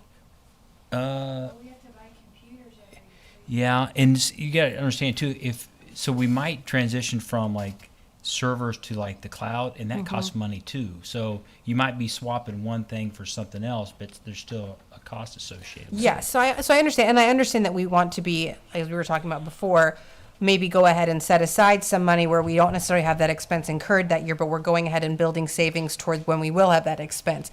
I'm just trying, part of what I'm trying to do, so we have, we've got it down to $100,000 coming out of indirect. What I would love to feel confident about is that $100,000 minimum of our budget, we do not expect to recur in 2027. Like if we're, this is what Dusty was talking about, right? We're supplementing less out of indirect. If The reason we're supplementing that 100,000 is because we've got some unique expenses in 2026 that we do not anticipate for 2027. I am much more, like, you dip into your savings for a high year. We all do that. That is the thing that we can do. And so it would help me feel much more comfortable about dipping into those savings for a high year if it is an atypical high year. If it's just this is how it's going to be every year, it's harder. So I'm trying to think, we don't have the same wage increase because we're not having to deal with the change on that. We don't have this. We're hoping that the workers' comp drops off. On the technology side, do we have any idea of how much lower, if at all, we project 2027 could be compared to this 434? Does that make sense what I'm We asking? don't have the server, so I think budget 50,000 for the server. But it's only going to be like 35, 40 for the So- server. But yeah, I think budget 50 though. So Yeah. 50 for sure.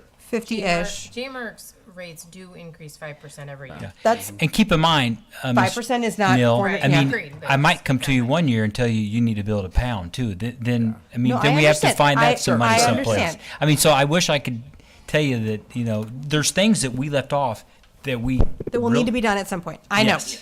And I understand that, right? Like you tell yourself, right, I'm going to spend out of savings because this year's atypical, and then next year ends up being atypical in a different way that you didn't anticipate. So some of that I realize it may not work out that way. But I hope you could understand what I'm saying about sort of rationalizing dipping in. If it's like, okay, well, we're dipping in, it's not a revolving expense. We don't have to replace the servers every year. We don't have to change to minimum wage every year. We don't have, hopefully, $250,000 increase in workers' comp every year. So those are not revolving expenses, even though our annual budget is. So it sounds like, taken all together, there's at least $100,000 of expenses we do not expect to be replicated in 2027. 50. Huh? I can say 50. 50 at least, but again, on I the, got 50. but you also said you thought it was like 25,000 on the wages for bringing people up. I mean, there will be a 2% increase, sure. hopefully year over year, but some of those other things. And Sorry. there's some pay increases built in for the police department that won't happen next year because we had a serious wage compression issue on some of our staff that we had to address. So Right. that won't be an Okay. issue next So year. so quick without I don't. Does anybody care if we take like a 5-minute break real Please. quick? Sorry. Yeah. Please. I'd make a motion for a 5-minute break if everybody. We'll take a 5-minute break. Oh. I don't think. All in favor? We'll We'll take a 5-minute break. And I kind of get what they're saying too. Is like it's hard to. I know, and Yeah. inflation's going up. Oh my God. But also to your point, like we could have those numbers of what. Don, take a the break. big well, he's not on. We can see the big purchase items if you just give us a list. Budget talk This year we're buying a is server just that's 50,000. We're Next not year gonna, we're we're not buying gonna. computers. Well, then we're gonna actually approve it tonight. There won't be any. So how much are we? What's 1/3 of that cost? Yeah. This one, I mean, that will have to come Yeah. next 2 times. First meeting in December, probably. Is that used, that's. That's what our job is. Budget I like how usually Zach gets said that. That's part of our job. It is our job, and that's why I was like, I'm not trying to be. We've got till the end of the year, but usually the Yeah, sure. first one in December. Okay. Mayor, thank you for letting us have that conversation. The budget has to Organically. That really helped a be lot for the more flow. freewheeling. Yeah, I would think it was very helpful. I really appreciate it.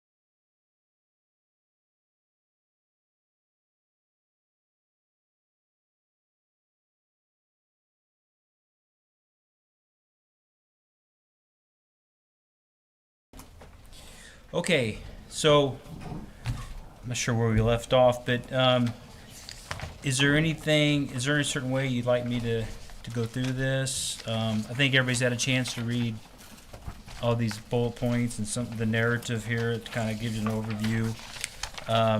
We can have, if you want to get in detail with the street department, I can have Kyle come up here and ask any questions. His budget looks pretty good. His always, dedicated funds. He's always in pretty good shape. Will with we healthy ever have the nerve reserves. to try the use tax again? Not for a while. Not a year after, or 2 years after a major. Yeah, no. Yeah. Thomas, Yes, ma'am. what is the total cost of the 2% COLA? For the entire city.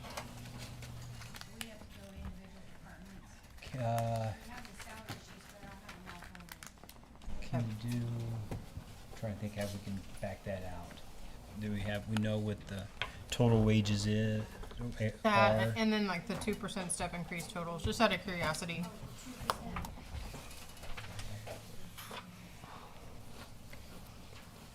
We probably have to add that up. We have the spreadsheet Yeah, by department. broken down yeah. by I department, get it.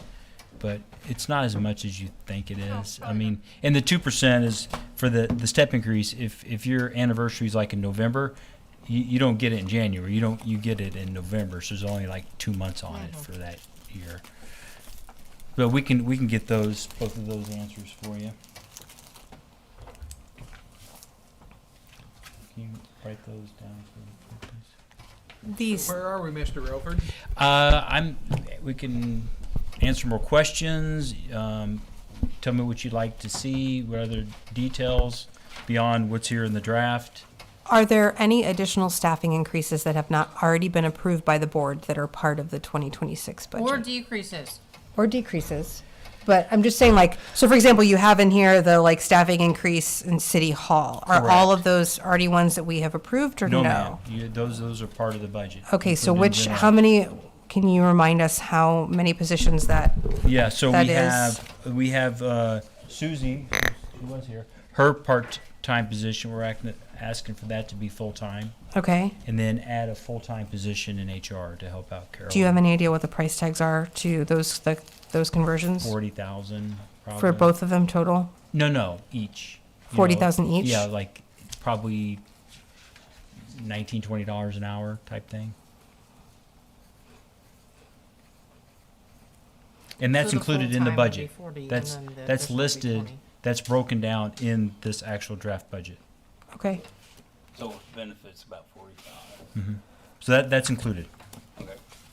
We don't put like in the draft budget like each person and their Right. salary. Right. We put a total amount, and that's all been documented in the notes, and it's included in the budget line items. Okay, yeah, I remember seeing that in the So previous we have draft that I had. those. We would, I mean, if it works out, we're going to try to get somebody like an intern or part-time to help Jill, somebody from SBU, Uh-huh. right, to help her, events, social media, somebody who's maybe in that kind of curriculum, and give her a hand. So, sorry. Kyle, you're pretty, your FSL you're good. He's good. sorry, in the, again, what I'm working from is the draft budget you gave us last time. Well, we sent you a new one in the packet. Yes, I know, I want to make sure that I have it in front of me, that I'm looking at the right spot, for all of that. Because I Yeah, just go to don't, the packet, and here it is. sorry, which page of the packet? I know, are you looking at, just so I make sure that I'm matching up? Because it doesn't, what I'm seeing in the packet doesn't look anything like what I had in the previous document, and so I want to make sure that I'm finding it in the right place. It's what we sent out. When did we send it out? Thursday? Budget isn't in the packet. Okay, so thank you. I was like, I promise. Okay. Okay, so I did not get a paper copy of that, so I came and got my paper copy of this, but I did not get a paper, no, it was not. So that's why I'm looking at the last one. So when I looked at the last one, It's in here. staffing one? I don't. I have, It's right here. Oh. Yeah, that's it. No, that's not it. this is not it. Oh, no. I don't have anything in my pile that's as thick as this. That's the whole. Okay, Yeah. thank you. I have the cover sheet of that, but I don't have I have the color part, but I don't have the part behind it, for whatever reason. Okay, so when I look at this, let me look on mine and see if I can find it, just to make sure that I'm understanding what you're saying. All right, so page 3, as I noted it on mine. Okay, so if it's on, am I right that the positions you're talking about for City Hall are reflected on page 3 of Correct. the budget? So we have a 2% COLA and all of these different things, including saying the different ones that are new. But that doesn't, am I right in saying that does not tell me what the price tag is attached to the new positions? No, we don't. We just give you $1 amount Right. for the entire staffing level. Right, so, but because those additions to staffing have not yet been approved, I wanted to have a better idea of what portion of the $650,000 in wages would be attributable to not yet created jobs. And you're It'd saying probably be like 80,000? 90,000, correct. So 80,000, but then would there be a reduction in the part-time Well, I don't think we have. side to reflect the fact that one of our part-time positions is becoming Correct. full-time? They would. So would that, do you have any idea how much of a reduction that would represent on the part-time side? Like I whatever, don't think we. The part-time for us, well, the person's going from part-time to Yes. full-time. It reduced that here, but this part-time reflects your pay. yes. No, I understand. I'm trying to say, like, presumably we are not going to pay someone a full-time salary and also whatever they got for No, part-time. we So would I'm trying to reduce say, the part-time by that amount. so what is the net increase to the budget on the wages I side would for the say- 1.5 positions that we're adding? Like, we're adding a full-time position and we're converting to part-time position, so that's not gonna be an $80,000. 66,000. 66. Huh? And they want an internal, though, are we thinking that that would be a paid position or an unpaid position? Probably minimum wage. pay Minimum position. wage, okay. Thank you, that's helpful, Depends what we okay. can work out with SBU. Okay. So 66-ish would be the amount. Okay, thank you, that's helpful. Yeah. Sorry, I didn't understand where you're going with that. No, that's okay, I just was trying to get, because I knew it wasn't gonna be $80,000 more if we were just adding sort of 1.5 positions worth. Thank you.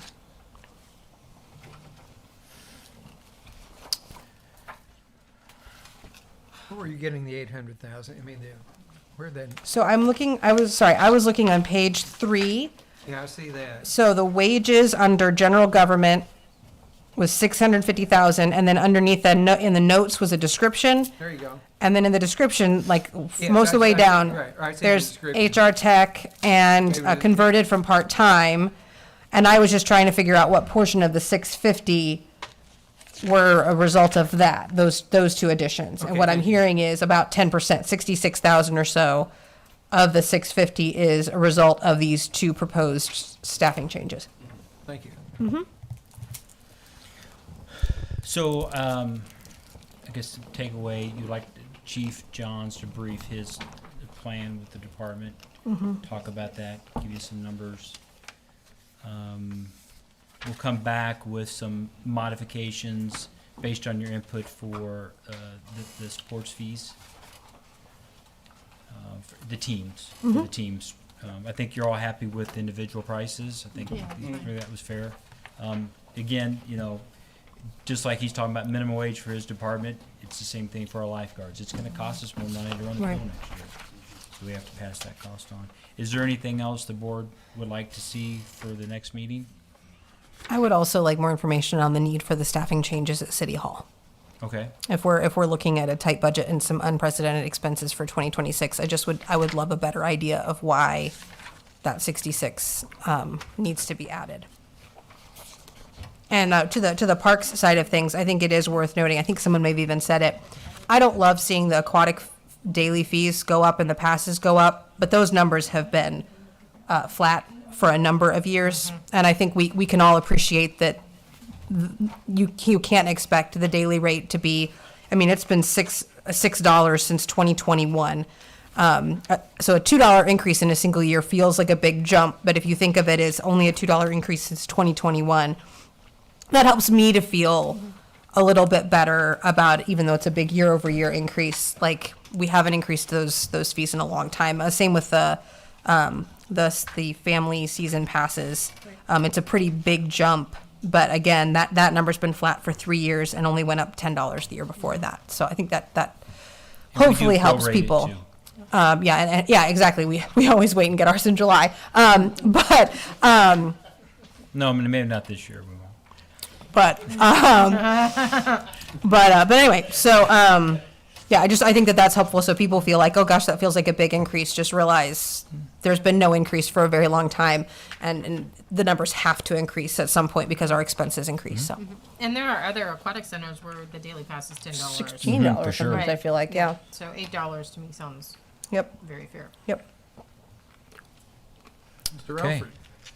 Is my job here done? For now? Thank you. For tonight. For tonight. It really, you Okay. guys really have done a great job. To Dusty's point, like we are trying to Well, make we this try. work, but We- it's not a we put reflection lot of you effort guys. into So. it, I know, No. and it's hard to, present this in a way that answers everything the first time. But we'll get that information compiled for you for the next meeting.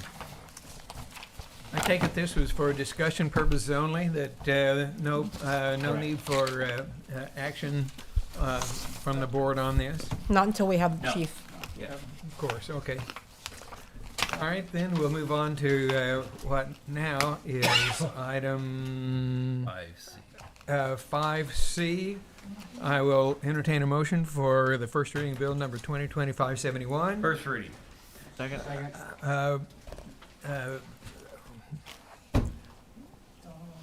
Counselor. Yes. Barely. This is bill. There you are. Number 2025-71, ordinance number 4093, an ordinance authorizing a contract with Windstream for renewal of service accounts to consolidate terms of applicable services and to set pricing at 2025 rates. Discussion or questions? Yeah, so Go ahead. Last time Mr. we Wilson. had, table it. Can we get some more information? So I'm going to save you money. No, I'm not saving money, but our work is saving money. We're saving the city money. So, Windstream is now Unity. They are updating contracts, stuff like that. So some of our facilities were out of contract per se. They came to us. We worked a lot of things. One of the things we did look at too is when I brought up is we have multiple facilities and they have different rates. So they are not only willing to lock in our current rates, but to balance it out, a deduction of 200 and thanks in your packet, 200 and some odd a month from the we're currently paying. So we did reach out to Show Me Power, which has fiber for governments. Their last legs connections, they have lines I assume running down Broadway. I don't know where they run, but had to be done by Liberty. We've waited since 3 weeks before our last board meeting trying to get that quote for you all to have a comparison. Never got that. I've sent numerous emails to Show Me, haven't heard back. So if this is kind of at the point where this is our vendor in town, if we don't do something by the 21st, which is what, Thursday, Friday, they're going to raise our rates, and I don't know how much that's going to raise. So not only are we locking in rates, but we're reducing our rates for internet. I'm not clear about what types, what did I miss? I'm not clear on what types of services that we are getting from Windstream. Our fiber internet That's the fiber internet. to all city facilities. Okay, all right. Okay. Questions? So we're Mr. saving Wilson? money by having the same rate for the whole city. I will do a second reading. Second. I Sorry, am, Mayor, I didn't mean to interrupt. all right. This is Further questions bill and number comments? 2025-71, All right. Ordinance number 4093, an ordinance authorizing a contract with Windstream for renewal of service accounts to consolidate terms of applicable services and to set pricing at 2025 rates.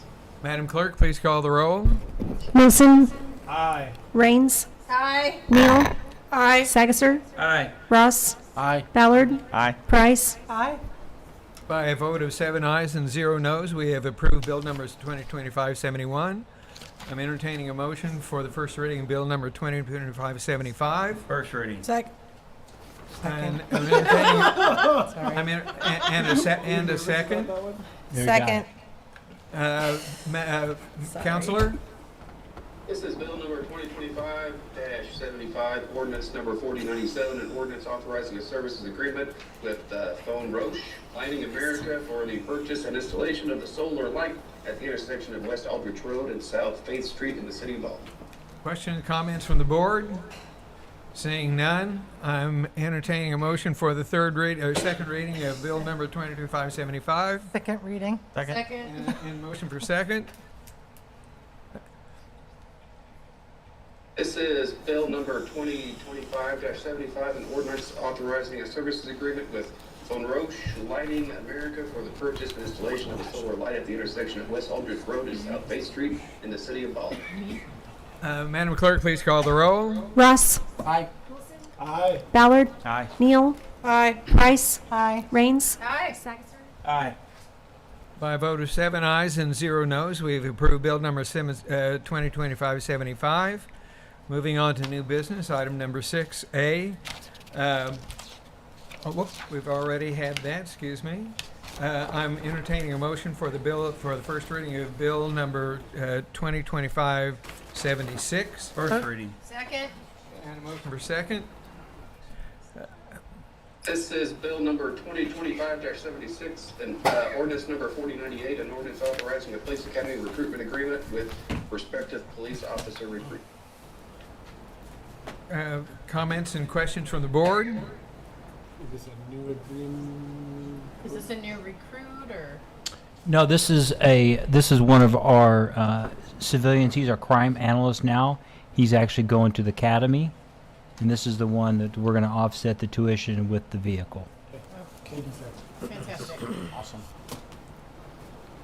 Second reading. Okay, I am entertaining a motion for the second reading of 2025-76. Second reading. Second. And a motion for second. Madam Clerk, please call the roll. Nope. He's got to read Dawn's it got to first. read it. Sorry. Go ahead, Counselor. It's bill number 2025-76, an ordinance authorizing a police academy recruitment agreement with prospective police officer recruit. Madam Clerk, please call the roll. Price, Aye. Rains, Aye. Neal, Aye. Ballard, Aye. Aye. Aye. Wilson. Aye. By a vote of 7 ayes and 0 noes, we have approved bill number 2025-76. All right, now then, I am entertaining a motion for the first reading of bill number 2025-77. First reading. Second. And a motion for second. Counselor? This is bill number 2025-77, ordinance number 4099, an ordinance authorizing a change order to fire contract with Emory Sapp and Sons Incorporated for contractor services for an Albany Avenue pedestrian and stormwater improvement project. Questions and comments from the board? I just have one quick question. Go ahead, please, sir. Do we have a timeline for when that's potentially going to be done? Completion dates would be greatly appreciated. Yeah, Thomas mentioned earlier that the expected timeline at this point is the end of the year. So I know he spoke to that. I can speak to it further, but the project encountered some unstable soils, possibly a spring, in that area, and so the original goal was before Thanksgiving, and now the contractor's telling us by the end of the year. So, Okay. yeah. Alderman Price, you had a comment on that? No. Did that answer that question It for you? did. Okay. So it'll be a Christmas Further present. questions and comments? Merry I'm Christmas. entertaining a motion for the second reading of bill number 2025-77. Second reading. Okay, second? Okay. Counselor? This is bill number 2025-77, ordinance number 4099, an ordinance authorizing a change order to prior contract with Emery Sapp & Sons Incorporated for contractor services for an Albany Avenue pedestrian and stormwater improvement project. Madam Clerk, please call the roll. Price. Aye. Ballard. Aye. Ross. Aye. Sagister. Aye. Rains. Aye. Neal. Aye. Wilson. By a vote of 7 ayes and 0 noes, we've approved bill number 2025-77. It looks like we are down to item number 7. Seems like I always dump this on the president of the board. Is the president of the board willing to read this again, please? Yep. Proposed meeting dates for December 2nd for the work session, December 16th for regular session. Is that? So those would be a change to the normal schedule. So we did that obviously because of Christmas. Do we just want to make sure that's okay with the board members? It'll be still a 2-week gap between tonight and the next time. I will say planning and zoning would appreciate that 16th date so that our business on our December meeting has an opportunity to come before this board before the end of the year. So if we change anything, just make sure if we possible, keep a date after, I think it's like thank you, after the 11th. We want to at least have this board sit after the 11th for the sake of planning and zoning. Yeah, please don't do that. Good deal. Candidate filing opening December 9th at 8 a.m., closing December 29th at 5 p.m., November 22nd's Hoblin Goblin, and December 6th, the 2025 Christmas Parade. Okay, I'm entertaining a motion for adjournment.